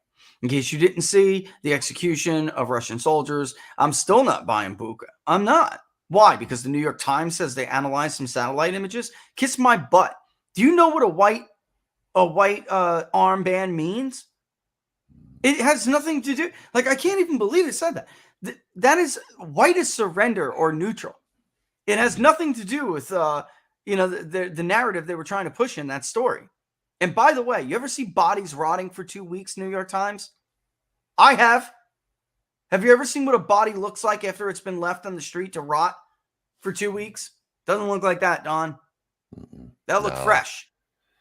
And I said this a couple of weeks ago on your show. I said, when they start talking about chemical attacks, that's when you got to start going, okay, wait a minute. You have to start filtering a little more closely, a little bit more, detailed on what we're talking about here. But notice they're saying this now. Well, it may have been a chemical attack. They're trying to verify now that there was a chemical attack that took place that nobody saw, nobody knows about, nobody has any details on. That's a narrative, and it's a dangerous narrative that we had on the show Monday. We had a guy, Thierry Laurent. We had Ted and Shemaine Nugent, which was really cool on the General's show. But we also had Thierry Laurent, and he's Thierry Laurent. He's a intelligence specialist that lives in France, but he was embedded with this Azov battalion. And these are the people that, they literally use Nazi swastika symbols. They have the skull and crossbones on their uniform. These are all on their insignia. There's nobody disputes that they're not a neo-Nazi group. They're a Nazi group. Straight Nazis. Straight Nazis. These are the people. We always were told in America, okay, you want to go disinformation? Here's something that's disinformation. And I know it because I've experienced this firsthand. I've been to Germany numerous times. I've been to these camps. I've heard the things that they say. There was no denazification. What does that even mean? Think about that, people. You took a bunch of Nazis and you sat them down and went, now don't be Nazis anymore. Come on, this is stupid. They walked the people through Dachau, the people that lived in the village. I've been to Dachau. Everybody in that village knew what was going on in there. It wasn't a shock to them. Oh my God, we had no idea what. Of course you did. The ashes were falling on your roof and on your car in the driveway, and they knew exactly what was going on. But there was no denazification program, and that includes Ukraine. Who did all the horrible things to the Jews in Ukraine? Was it the Nazis? Was it the actual Germans? No, it was the Ukraine people, because the hatred was there too. So I'm not saying that they're all Nazis. I'm just saying we have detailed reports of people embedded with this group that tell us exactly who they are. But our media doesn't want to talk about Ukraine because then you got to talk about Hunter Biden. Don, there was 10 years worth of reporting on this. 8-10 years worth, from the Jerusalem Post to the BBC to the Daily Mail to the Telegraph. I mean, this is unreal. And that all of a sudden they refuse to admit it exists. Yep. It's mind-boggling. And if you bring it up, you're a Putin propaganda pusher. Right. Yeah. This is crazy, Don. The Jerusalem Post is a Putin propaganda outlet. This is nuts. These people have been, and I don't want to have to go over the images again, but maybe I should every damn day. Just like 5 minutes to go over the images again. We staged a coup and removed a democratically elected president from Ukraine in 2014 and replaced him with a war criminal monster who didn't believe people in eastern Ukraine had a right to exist, and he said so himself. We funded the murder of thousands of people in the Donbass, killed Katie and her 10-year-old little daughter, who is now known as their own Madonna, by the way. I don't see Zelensky posing with the long face for his portraits on that. And by the way, funny with that portrait they tried pushing the other day with the Atlantic and the others, you could see him like in between takes and he's smiling and laughing and joking. So he's real shaken over the bodies in the streets of Bucha, right? He's so full of crap. They're all so full of crap. But he was not any better. The killing slowed under Zelensky, but he didn't get rid of any of those Nazis. He didn't get rid of any of those pro-Poroshenko monsters. He was elected to turn the page on Petro Poroshenko, the U.S. puppet who was corrupt. That is why the Ukrainians voted for him. He wasn't doing it, which is why his approval rating never rose above 30%. I'm wondering what it is now. It's impossible to accurately poll Ukraine right now. It's just not possible. But I wonder, Don, does everyone in the West think he's a good leader and his own country does not? I bet you that you're going to find that to be the case. When half the country was split on being pro-West or pro-East, I don't see how Zelensky would have this like raging support. He disappointed both sides. In the end, he screwed both sides over. And while the murdering, the war crimes slowed, they didn't stop. He killed 2 photojournalists. We keep talking about this photojournalist at Fox News. He murdered 2. He shelled 1. I mean, are you kidding me? We don't talk about them, though, because they're not there to push Western propaganda. They're there to take pictures of the people that he is murdering in the Donbass. So their lives don't matter as much as Jennifer Griffin's friend. I mean, this is some crap. This would be disgusting. You know what? You want to, people, these asinine arguments, you want to keep going on, just understand something. You're a goddamn hypocrite. You are a hypocrite. You can, if it makes you feel better to carry on like Putin puppet, like a petulant little child, if that makes you feel better, knock yourself out. But know when you look in the mirror that you are a disgusting hypocrite who supports the wholesale murder of women and children you just don't want to acknowledge because they're just not on your team. But you're no better than Vladimir Putin. You know better. The sooner we realize there are no good guys in this fight, there aren't. There's not a good guy. The East is a funny place. Ukraine is a funny place. Even during the Trump impeachment, people would say, who's the good? Who's the good? Who's the bad? There is no good. It's just bad and worse. There is no good. And Vladimir Putin isn't some guy we should all be celebrating, but you can acknowledge he's smart while still acknowledging he's not a great guy either. But he's smart. And unless obviously smarter than us. Obviously. I mean, I'm really over this shit. Yeah. What's really sad about this whole thing is, so we have always been, the great, we're a republic, but we've always been the great democracy, right? The great symbol of freedom. That's and freedom, why we're worse. That's freedom why of we're speech. worse. Exactly. We're worse. Because if you live in Russia right now, so I feel bad for the Russian people. I feel bad for the Ukrainian people who are dying and may have nothing at all to do with this, may just be trying to live their lives and all these kind of things. If you live in Russia right now, you think you probably believe that Ukraine attacked Russia, right? Whatever you're being fed, that's what that's your bubble. If you live in Ukraine, you're only hearing about it's all about Russia. They're evil. And you're not hearing about any of the things where we've seen things where the soldiers in Bucha, the Ukrainian soldiers, so they did some pretty horrible things too. And horrible things happen in war. I get all that stuff. But you only know those. You have this bubble in Russia. You got a bubble in Ukraine. Folks, we're in a bubble here in America because we don't know. We only know what they've decided they want us to know. Right. And that's why we brought that Thierry Laurent on to get a perspective. Is everything he said 100% true and accurate? You can't even verify anybody anymore because there's not enough information. So we are no better as American citizens. We really don't know. We're sitting here going, well, we see some horrible things on both sides, but nobody wants to talk about that. It's Zelensky's this big international hero now, and we should all, and Orange Man bad. When people tell you you're a Putin sycophant and all that garbage, that's Orange Man bad. These people are so full of TDS right now that they're even making this about Trump. It's got nothing to do with Trump. This is your guy. This is your guy. The sanctions are crap.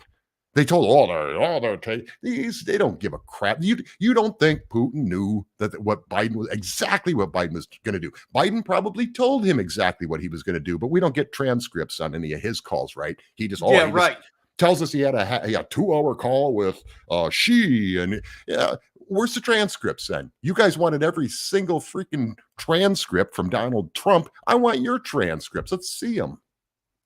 And the sad thing is that they did cheerlead when they did that. You had the Vindman traitors, which he is. He's a disgusting traitor. Speaking of Ukraine and all of these same people, Vindman was offered the position of Secretary of Defense, basically, is what it is, in Ukraine. Yep. I mean, how could people be this stupid? Frankly, I can't even. We have a president of the United States who has a gross financial interest in Ukraine. Could you imagine if this was Donald Trump? He had built those towers over there in Eastern Europe, and he wanted to get us into a conflict like this. Could you imagine that? The coverage we would hear, Don? The amount of information that we would have on Ukraine would be 1,000-fold of what it is today. Great point. That is the point. We would know if it was Donald Trump, we would know every single detail about what's going on there. But because it was Biden, and there's smoke and fire, we've heard nothing.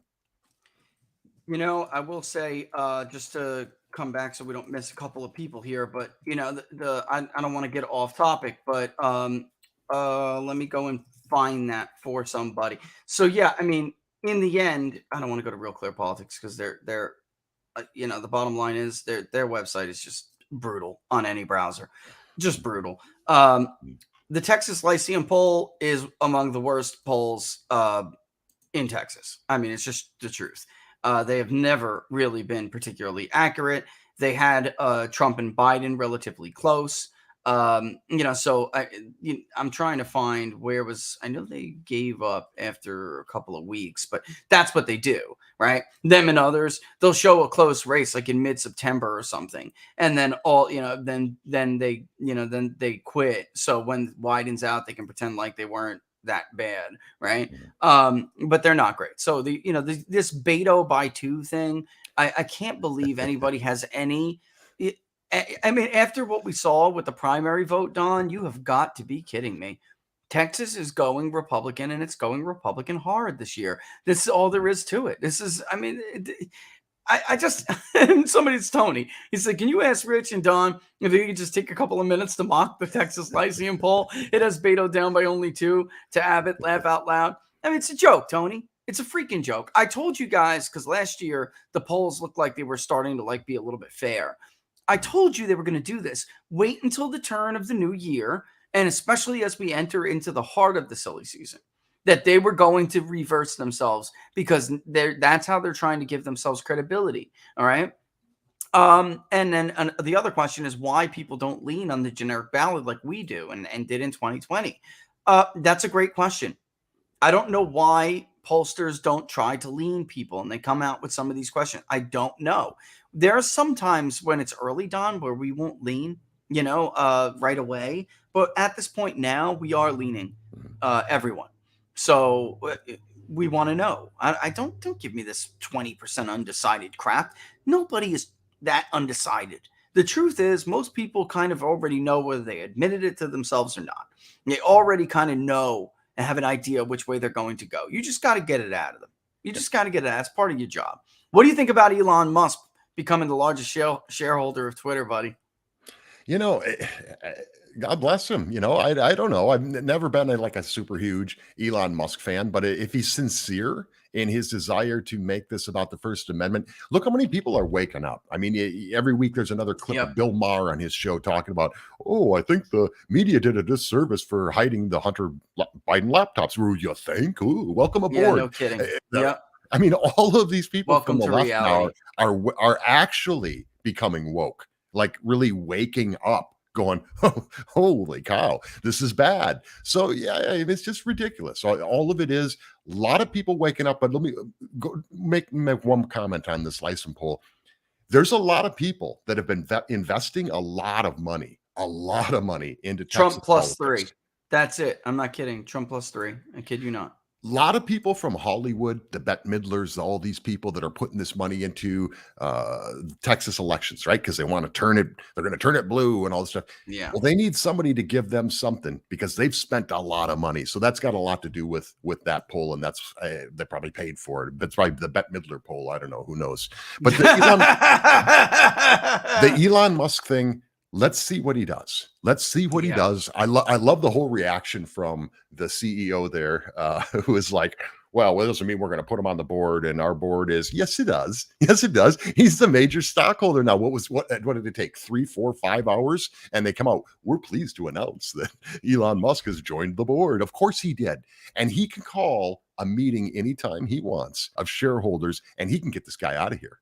So this guy's now fearing for his job. So really curious. He's talking about a town hall now. I think that would be great. I don't care if they do an edit button or He's I don't so care. full of crap though, Don, about we're so happy to welcome Elon. No, he's not. That guy has no respect for the First Amendment whatsoever. He doesn't even believe in the First Amendment. Read some of his prior statements, read some of interviews that were conducted with him. That man is anti-American to the core. All right. To the core. He doesn't believe in American principles whatsoever. The values that make this country what they are. He is the antithesis to them. He believes in elitism and overruling, the will of people. That's it. That's what he believes. And by the way, Don, some of these polls, we're talking about the Monmouth, even some that in New York showed that the governor's race is even closer. I would be remiss if I did not mention the New York State Assembly district race. We've had some races this last week that were very notable in New York and California, 2 of the most liberal nations in the country. And just to give you an idea, Trump won this district by 5 points in 2020. Brown blew Lobel out 66-34. That Republican is Brown. The Republican was Brown. Lobel's the Democrat. Freaking 32 points. I mean, it's a big win. And anyone who just says, that's just some special election. No. All right. Republicans tried the same crap going into 2018. Oh, well, Handel only won by 5, but it's a win, so I'll take it. It was 21 for Price. That swung 16 points. That's a warning sign. You know what I mean? And when now they couldn't even forget about holding on to it. This was 27-point increase. It moved Republican 27 points. I think some people are really going to be in for a rude awakening if this stuff continues, as long as Republicans don't commit suicide here. In California 22, you had Devin Nunes' the election to basically elect someone to serve out the remainder of Devin Nunes' term. We've been polling the Central Valley for over a year now. You know that for David Giglio, which I will fully disclose. I have been saying the shift in the Valley is extreme. And Nunes' seat was one that was kind of Republican already, but it's not kind of, it was, even though Phil Arbaio came pretty close to beating him in a good Democratic year. So it just goes to show you. But it's starting to bleed over into other areas of the Valley where Republicans have not performed well.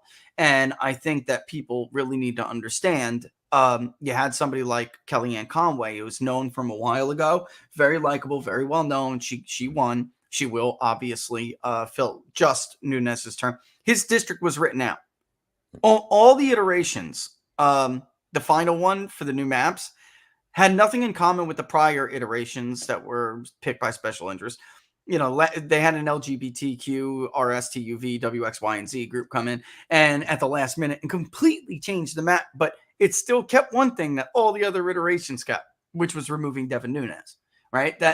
He was a target to remove, so he had no choice but to leave the Congress. I mean, really, he didn't, unless he wanted to represent like something that was not even near his district in the past.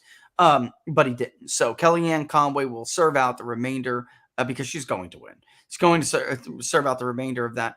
The incredible movement to Republicans in that district alone, you know, it's like, I don't know, Don. I mean, it looks like a 2010 kind of swing. I mean, it's huge. It's huge. The top Democrat couldn't get out of the 20s. I mean, it's a big deal. So, I mean, you could take one, you know, then we had Connecticut. Yeah, you know, we've had some really stunning results in South Carolina, local races. You know, it's one liberal area left. They lost a seat on the city commission. I mean, you could look at any one of these and say, it's just one anecdotal piece of data, and you know, it could be a one-off. Taken together, it points to something. Taken together, it says this could be big. Yeah, and I made a comment earlier. First of all, let me say this. People, it's like the FBI, the CDC, to pick a three-letter, you know, whatever, federal agency. People don't trust them, but they don't trust the polling either. This is why you've got as many eyes on you as you do today, and for good reason, because they trust what you do. They don't trust all this other stuff. They know there's an agenda, and all these polls are agenda-driven polls as opposed to actual data. This bodes well for Republicans, because this is what the Democrats are using to continue with their plans and their strategies for communications, for marketing, for putting things, for raising money, for all these different things. Yeah, trying to raise money, Don. None of them are doing good. What pick an issue that the Democrats are on the side of right now that's going to be better at election day than it is today. They're all going to be worse. Their numbers are going to be worse. Look at Florida, the grift, you know, where they had all these groups and all these, like, you know, you talk about Bette Midler, you know, when it comes to, you know, going after Greg Abbott, there was similar efforts with similar kind of people going after Ron DeSantis. They, you know, they all got their PACs together. They have no prayer. And I had a lot of trolls come and hit me from their side after one of them had basically tweeted, "We can beat him. Christ is ahead." I mean, it was a fake poll, clearly, a just flatly fake poll. Right. And this was months and months ago. And I said, this is a grift. Do not give your money. Democrats, do not give your money to this grift. This is a fake poll. It is not real. And you have no chance to beat Ron DeSantis. They can't all, you know, blue checks, everything. Came after me for it, which was hilarious. Ron DeSantis just topped 100 million. The first ever to do this. What kind of money? I was funny because I was talking to a guy from the decision desk about this maybe 2 months ago. And he was like, "Are you looking at how much freaking money Republicans are raising in the state of Florida?" And I'm like, "Drew, Florida's off the table, dude. Florida is gone." All right. You have the Economist, the fake ass Economist, just this week printing articles saying that Florida is more a battleground state than ever. This is a grift. This is a total grift. Democrats, they're lying to you. They're robbing you. You're being defrauded. Charlie Crist has no chance. Val Demings has no chance. You might as well just take your wallet out right now and burn the money in your wallet. Just burn it because you're throwing it away. There's no chance. He's got 15-point lead in Cherry. Cherry Communications been polling Florida for a long time. I can't wait to get into Florida. I want to pull it myself. Cherry Communications says DeSantis got a 15-point lead with MPAs, dude. If that's true, and Republicans now have 100,000 vote advantage in the state of Florida, he's going to win by the largest margin any Republican governor has won in at least 20 years. At least. The only thing I'd say on that is don't burn it. Send it to Don Smith Show. DonSmith.locals.com.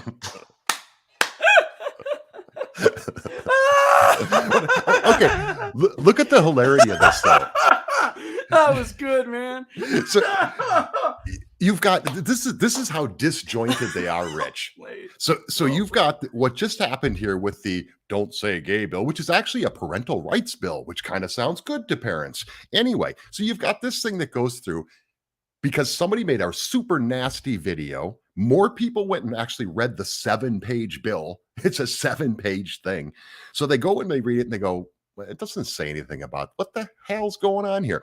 So you think of this and you think, well, that's why a lot of people are moving from New York to Florida, right? So they're leaving New York because of everything that went on up there. They're coming down here. So what do? They get the mayor, the new mayor of New York City comes out with a campaign. He's putting billboards up around here in Florida to remind everybody why they moved to Florida. That's brilliant. Just absolutely brilliant. So this isn't going to get any better for them. They're going to keep doing this. They don't know anything but down, and I welcome it. Continue to double down. I hope Adams doubles his budget from New York City putting up billboards around Florida, because every time you drive by, if you moved here from New York, you're going, oh God, it's so great to be in Florida. They're not going to move back to New York City so the teachers can teach their kindergartners about sexual orientation and identity. What are you, nuts? So keep it up. Yeah, and they'll keep putting out their garbage polls where they think 40% are okay with that. I mean, that is totally not total nonsense. Again, I don't want to like blow her up, but I know a gay teacher in Florida who actually has her partner in that, because I don't think they're married. I think it's significant other in the classroom with her, helping educate the kids. They do a fantastic job. She doesn't agree with it. So, I mean, she doesn't agree with, I'm talking about the criticism of the bill. She doesn't believe the classroom is a place for that at all. So, to teach third grade kids, fourth grade kids about it is not her place, and by the way, she's probably one of the most phenomenal teachers ever in the history of like educators. I mean, just an incredible, but no, I don't know anybody who's offended by this. Laura wants to pop in. You know what I'm talking about. I don't want to blow her up, but you know what I'm talking about, Laura. All I have to say is this. I don't want to know about your married life, whether you're heterosexual, homosexual, right? What the hell does that have to do with my care. My children should not know what's going on. Roman. Hey, Roro. That's Roro. That's Roro in the other room. No, but Laura's 100%. Laura's 100% right, and this is the attitude of the typical American, regardless of your political views. Yep. This is something. This is just a mainstream parent thing, right? You don't want your teachers talking about. That's right. You had the one guy here in Florida who went on MSNBC and he's going, "Well, no, I can't teach my class. I can't tell them I went paddleboarding with my partner." Yes, you can. Yeah, we just don't need to hear what you might have done under a tree somewhere when you got home. We don't. You can say you went paddleboarding. Nobody cares about that. So we're not talking about that. No. That I saw that interview on MSNBC. I was like, this guy is so dishonest, so stupid. Yep. And speaking of fake polls, I missed you, and I'm sorry. It's Omen Owl. All right. Any news on the Marine Le Pen versus Macron in a runoff? I'll just say this. Oh, look, Laura bounced. Okay, I would just say this. Viktor Orban, grossly understated. United Opposition, grossly overstated. It is not a right or left wing bias. It is a pro-elitist bias. It is a pro-globalist bias in these polls. If you really look at it across the board, does it tend to go have an anti-right bias? Yes, but Marine Le Pen is not right wing. All right, that's another fake little label they're throwing on her. She is a populist and a nationalist, but she is by all other accounts a left-wing domestic policy person. Don, that poll showed in a runoff, Macron's lead is about 2 to 4 points, depending on. But if that's not safe from Macron, I think he'll lose. If that's true, then he's going to lose. If it's even remotely that close. It does look like Marine Le Pen is in surge mode right now. A couple of months ago, people were saying she was dead in the water. The party was dead in the water. It's very clear she's making a run. And in the Reuters, Ipsos, or whatever it was who did that poll, they are one of the worst pollsters. That's just the truth. Doesn't matter if they're polling domestically or they're polling abroad. They constantly understate the populist right-wing candidates. Constantly. And if their history, their track record, Don, is any kind of a gauge, then Le Pen would win, because we're not talking about 1-2 point errors. We're talking about 6, 7, 8 and above point errors, and that means Le Pen would win. So we'll just have to see, but if it's that close, UK, she's going to win is my point. And I mean, I don't know that it's that close because I didn't poll it, but if it really is, here, we could take a look at some of her real quick, because I know we gotta go. But and while I'm doing this, Don, there it is, poll of polls, French polls. What do you got going on this weekend? I know you don't, I mean, the trend says it all, but I know you had a little bit of a change of plans, and by all accounts, be willing to share it. Yeah. So we were going to talk about, or not. I don't, it's up to you. We were going to talk about Hunter Biden's laptop. We've got, maybe I'll just say that we had somebody who's got firsthand knowledge. He's got all the information that was recovered off of the Hunter Biden's laptop. He's been trying to get it out there. He's been working hard to get it out in the media. And you probably, most of you know who we're talking about here. So we had him anyway, scheduled. And I don't know, I woke up to a text this morning that major news outlet, Fox News, is going to have him on, and it must be exclusive, and So I'll just say it's the whole Hannity thing again, and that's what he does. And you've got people out here with information. They want to put the information out. So it's not just the mainstream media. It's not just CNN and ABC and CBS and all the others. We do it to ourselves. Our own media does it. So if somebody has information to put out there, let them put it out there. No, it can only be on my show, and therefore you can only get this. That's it's contributing to the problem we have in this country with our media, right? It's a way to control people. And so this person was very apologetic, and we'll do it next week. But I was kind of bumped off. So I had to do a little what do I do now? It was going to be my featured guest. So some big stuff dropping though this week from that person, and we'll have him on to talk about it next week. So reached out to my good friend Kash Patel. He said no problem. So we did a pre-tape just before I came on with you, and amazing interview. You definitely want to check this out, because exactly what he says is he's made some really he was right about Durham. He's right about everything. Okay, so he was totally right about everything. The Sussman thing. So totally right. What we find out about Michael Sussman was he lied, but who did he lie to? Did he lie to the FBI, or did he lie to Kash Patel? Because Kash Patel was the guy who questioned him under oath, and he said that he was working on behalf of somebody, and then he told another story, the exact opposite, under oath. So he was lying in one of those cases. So really interesting interview with Kash Patel, as always. He's just a cool guy. Love that guy. We also have Ted and Shemaine Nugent, and we're talking about the woke culture. And of course, Ted has much to say about that. And I'm sure he does. You never walk away from Ted wondering what he really thought. I wonder what he really thinks. Kidding. You know exactly what he thinks. So Ted and Shemaine Nugent, of course. You'll be here. We'll have some great data as well. Go into whatever you want to go into tomorrow. And Peter Hussey with the latest on national security. He's got some important stuff this week too. So we present information. We know that our viewers are smart enough to figure it out. They can work through it. They don't need me to lead them somewhere and walk them around by the hand. But we present information. So that's what we're going to do again this week. We'll do it every week, Saturday, noon Eastern time, DonSmithShow.locals.com. Check it out. Kash Patel, Ted Shemaine Nugent, Rich Barris, and Peter Hussey. Yeah. And there was one more. Yeah. I just wanted to add to this that, the truth is, there was no point for Hannity to do that because Emerald Robinson already got that interview first. So there's no exclusive first, Hannity. You don't have it.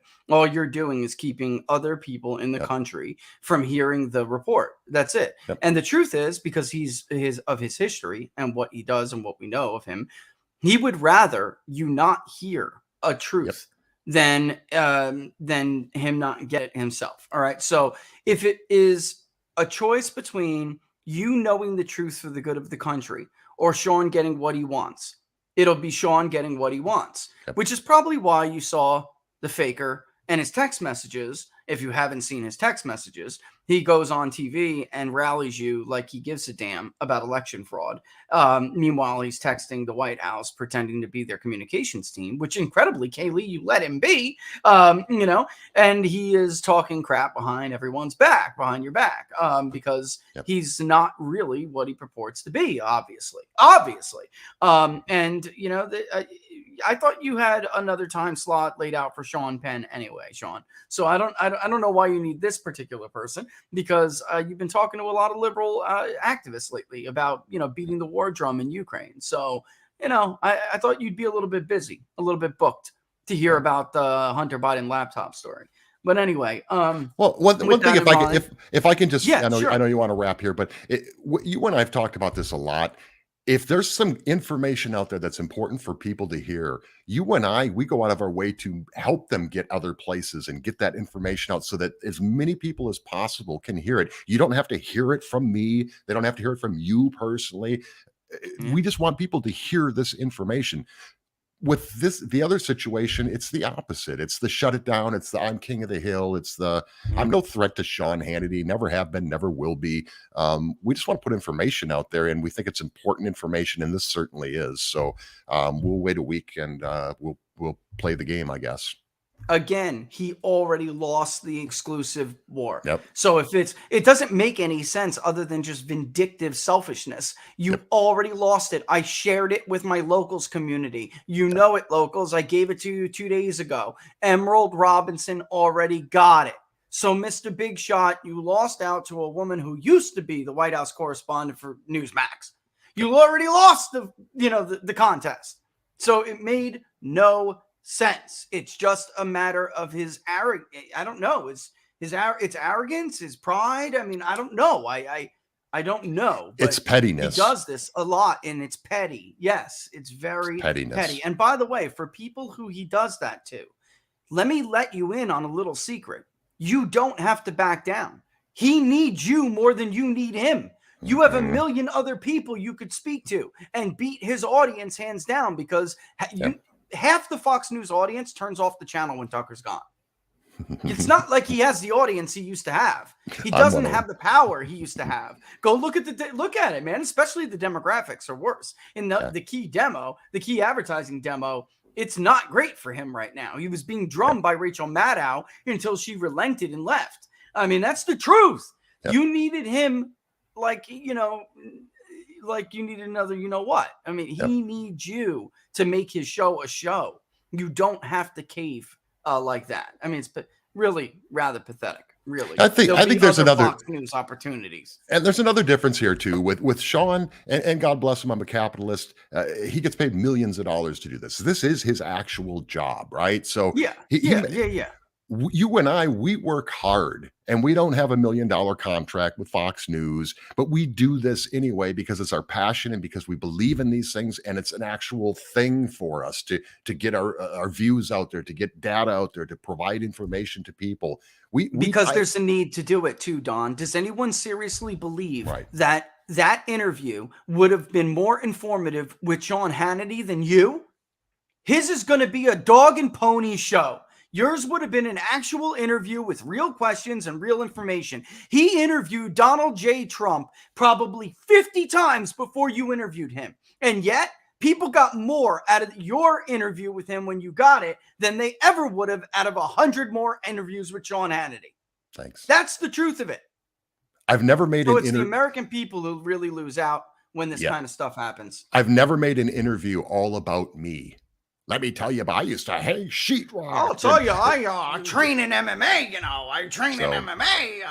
Yep. I think that's the difference. It's never been about me because this is my passion, and I want to get information out. I don't want to sit here and talk about myself and oh, am I awesome? And whatever. It is what it is. I gotta tell you, I mean, I'm in the gym 3 times. Well, you're such a tough guy. Go help Vladimir Zelensky then. Come on, go personally train the Ukrainian war criminals the art of jiu-jitsu. Go ahead. Get the hell out of here, Matt Hughes. Come on. Laura's laughing up there. I can hear. But I mean, this is just a joke to me, by the way. It's people who do that don't brag about it constantly. Don't brag about it constantly. All right. I mean, it's just, you may talk about it out of interest, but that's not what he's doing, All right. Yeah. Okay. So let's get off Hoist Gracie. Let's give Hoist Gracie a break. All right. And yeah, looking forward to it tomorrow. There's the poll of polls. You'll see the difference real quick before we go, Don. Marine Le Pen in 2017 in the initial round of polls. Okay. 24% to 21.3. And then, she was getting clobbered back then against in the head-to-head. She was getting clobbered in the polls against Macron, 66 to 34. Now it's 53 to 47 in that second round runoff scenario. Back then in 2022, it was a bit more of a field. That's number one, where there was more serious contention with other parties, parliamentary candidates, right? But it was never a real serious chance at the runoff. That was really the difference in the truth. Here you're seeing a more contentious, here's the trend. You can see Macron falling and Le Pen surging. Right now, they're only about 3 points away when we're looking at parties here, right? Or the presidential election when we're looking at and basically there was no chance, how many 5 years ago now? There was no chance for her to beat Macron head to head in that runoff. This year there is, which I tend to think has, I'm one of those guys who think the ultimate viability of a candidacy does weigh on whether people in that first round end up pulling, the trigger for the candidate they would otherwise want to. So if you're really on the fence and you're like, you know what, I'd like to give Marine Le Pen a chance, but I don't think she can win, then you're going to vote for Macron. If you're looking now as opposed to 17 and you're saying, damn, she's got a chance this time, I think I'm going to go ahead and vote for Le Pen. I believe in that theory, that people do vote based on expectations, or at least, like for instance, in California, I think that had people helped Larry Elder, or if it was another candidate, had they helped him and shown that he was a viable guy, then he would have done, yes, would have done better than it did ultimately. So it's psychological. It really is. That expectations game is psychological. Right? Did anybody really think or know or even tell voters that Larry Elder would rock it and Stanislaus like that? Did anybody really, reassure their voters we can do that if we take this kind of strategy, you can win, it's viable? They didn't.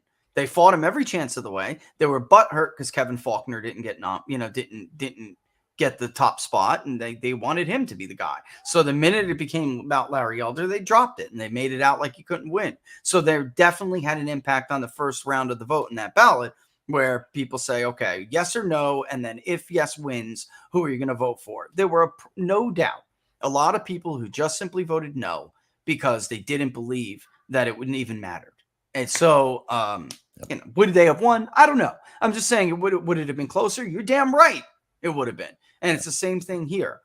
People in 2016 tuned out the polls and didn't care what they said about Donald Trump. So they went ahead and voted for him in the primary anyway. That was not the case in 2012. They wanted Rick Santorum or somebody else, but they didn't think he could win. So they voted for Mitt Romney anyway, right? Very close races in Ohio, for instance, in that Rust Belt area. They didn't like Mitt Romney. They were just told by Fox News and others, like Sean Hannity, that, Rick Santorum couldn't carry the state of Pennsylvania. By the way, Rick Santorum had a much better chance of carrying those Midwest states than Mitt Romney ever would have. Rick Santorum was one of the first working class Republican messengers, along with Mike Huckabee, by the way. That turned out to lead and really blaze the path forward for Donald Trump. It did. And Chris Christie would have been an incredible advocate for that had he not gotten burned by Bridgegate. He would have been that kind of a campaign. Now he's just off he's just off the deep end. The man is like, I don't know. He's gone. When I don't know where someone stands, Don, I'm just over him, because they just go back and forth so much. Yep. I don't even know who he is anymore. So it's like, I'm not interested at all, Yeah. So, all right. Well, with that in mind, looking forward to tomorrow. As always, give Brenda our best, my friend. Tell the kids you said hello as always, But we'll see you at noon Eastern Standard Time, buddy. Thanks for joining us. We'll love to Laura and the kids as well, and we'll see you tomorrow. Bye, everybody. All the best, Don. Thanks, buddy. Thanks for putting up with me. Oh, as always, man. Don Smith, ladies and gentlemen. Don't miss the show tomorrow, noon Eastern Standard Time. I will be putting it on Locals. I'll tweet it out. All right. Maybe we can get you a little something, too, ahead of time. It'd be nice. All right. But he's adapts, overcomes, because he knows. I'm telling you, Mark, listen. Hear me before I let you go. Don's interview would have been much more of a service to all who have listened than anything you're going to hear now on Fox. And that's a tragedy. That's a tragedy. I didn't get a single piece of substance out of Donald Trump until Don Smith interviewed him. And I don't mean that. Like, of course, we understood what Donald Trump was campaigning on, but you saw the real Donald Trump and you heard his real views and his real positions and his real vision for the country when he was interviewed by Don Smith. A million times you heard Bill O'Reilly and Sean Hannity. And Bill was better, without a doubt. But you heard a million interviews with Sean Hannity multiple times a week. You didn't get to the core of any of that. So really, that's the sad tragedy here. That's the sad tragedy. You're the one who suffers. So I'll leave it at that. If it was a serious person, then I'd get it. But it's just a show.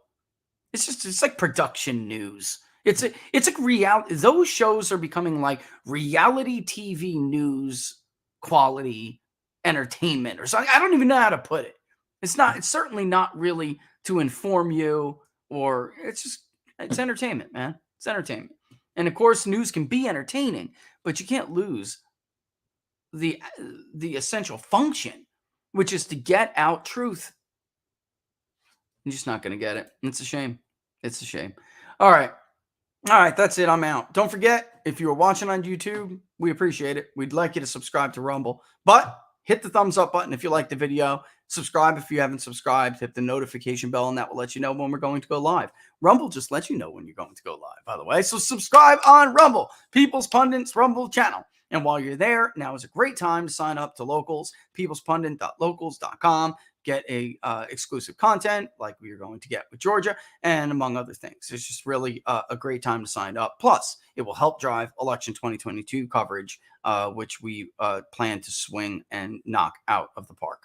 All right, I have big plans for it. So everyone who is signing up, becoming supporters, you're helping us to do that. All right. With that in mind, everyone have a safe weekend. All right. Have a good one, but have a safe one. And we will see you tomorrow at noon. If you aren't on our Locals channel, you'll see us tomorrow at noon on Don's show. Don't miss it. All right, folks. Thanks for watching as always. Hope I got to as many questions as possible. I'm out like Trout. Deuces.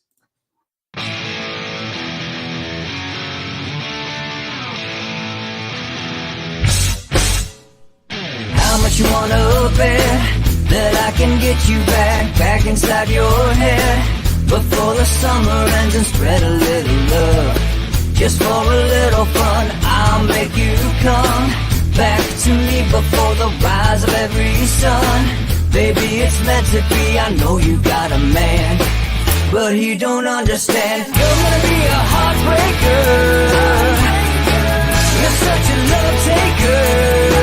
So just suck me in and you can toss me like a cigarette.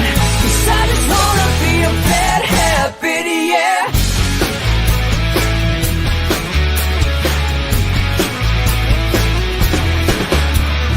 Rhythm in our love, it's impressive, excessive. You can't make this stuff up. My chest beats is restless, wakes the neighbors up above. Yeah, baby, come and show me love. Baby, come and show me love. Because you're gonna be a heartbreaker. You're such a love taker. So just suck me in and you can toss me like a cigarette. 'Cause I just wanna be a bad habit, yeah.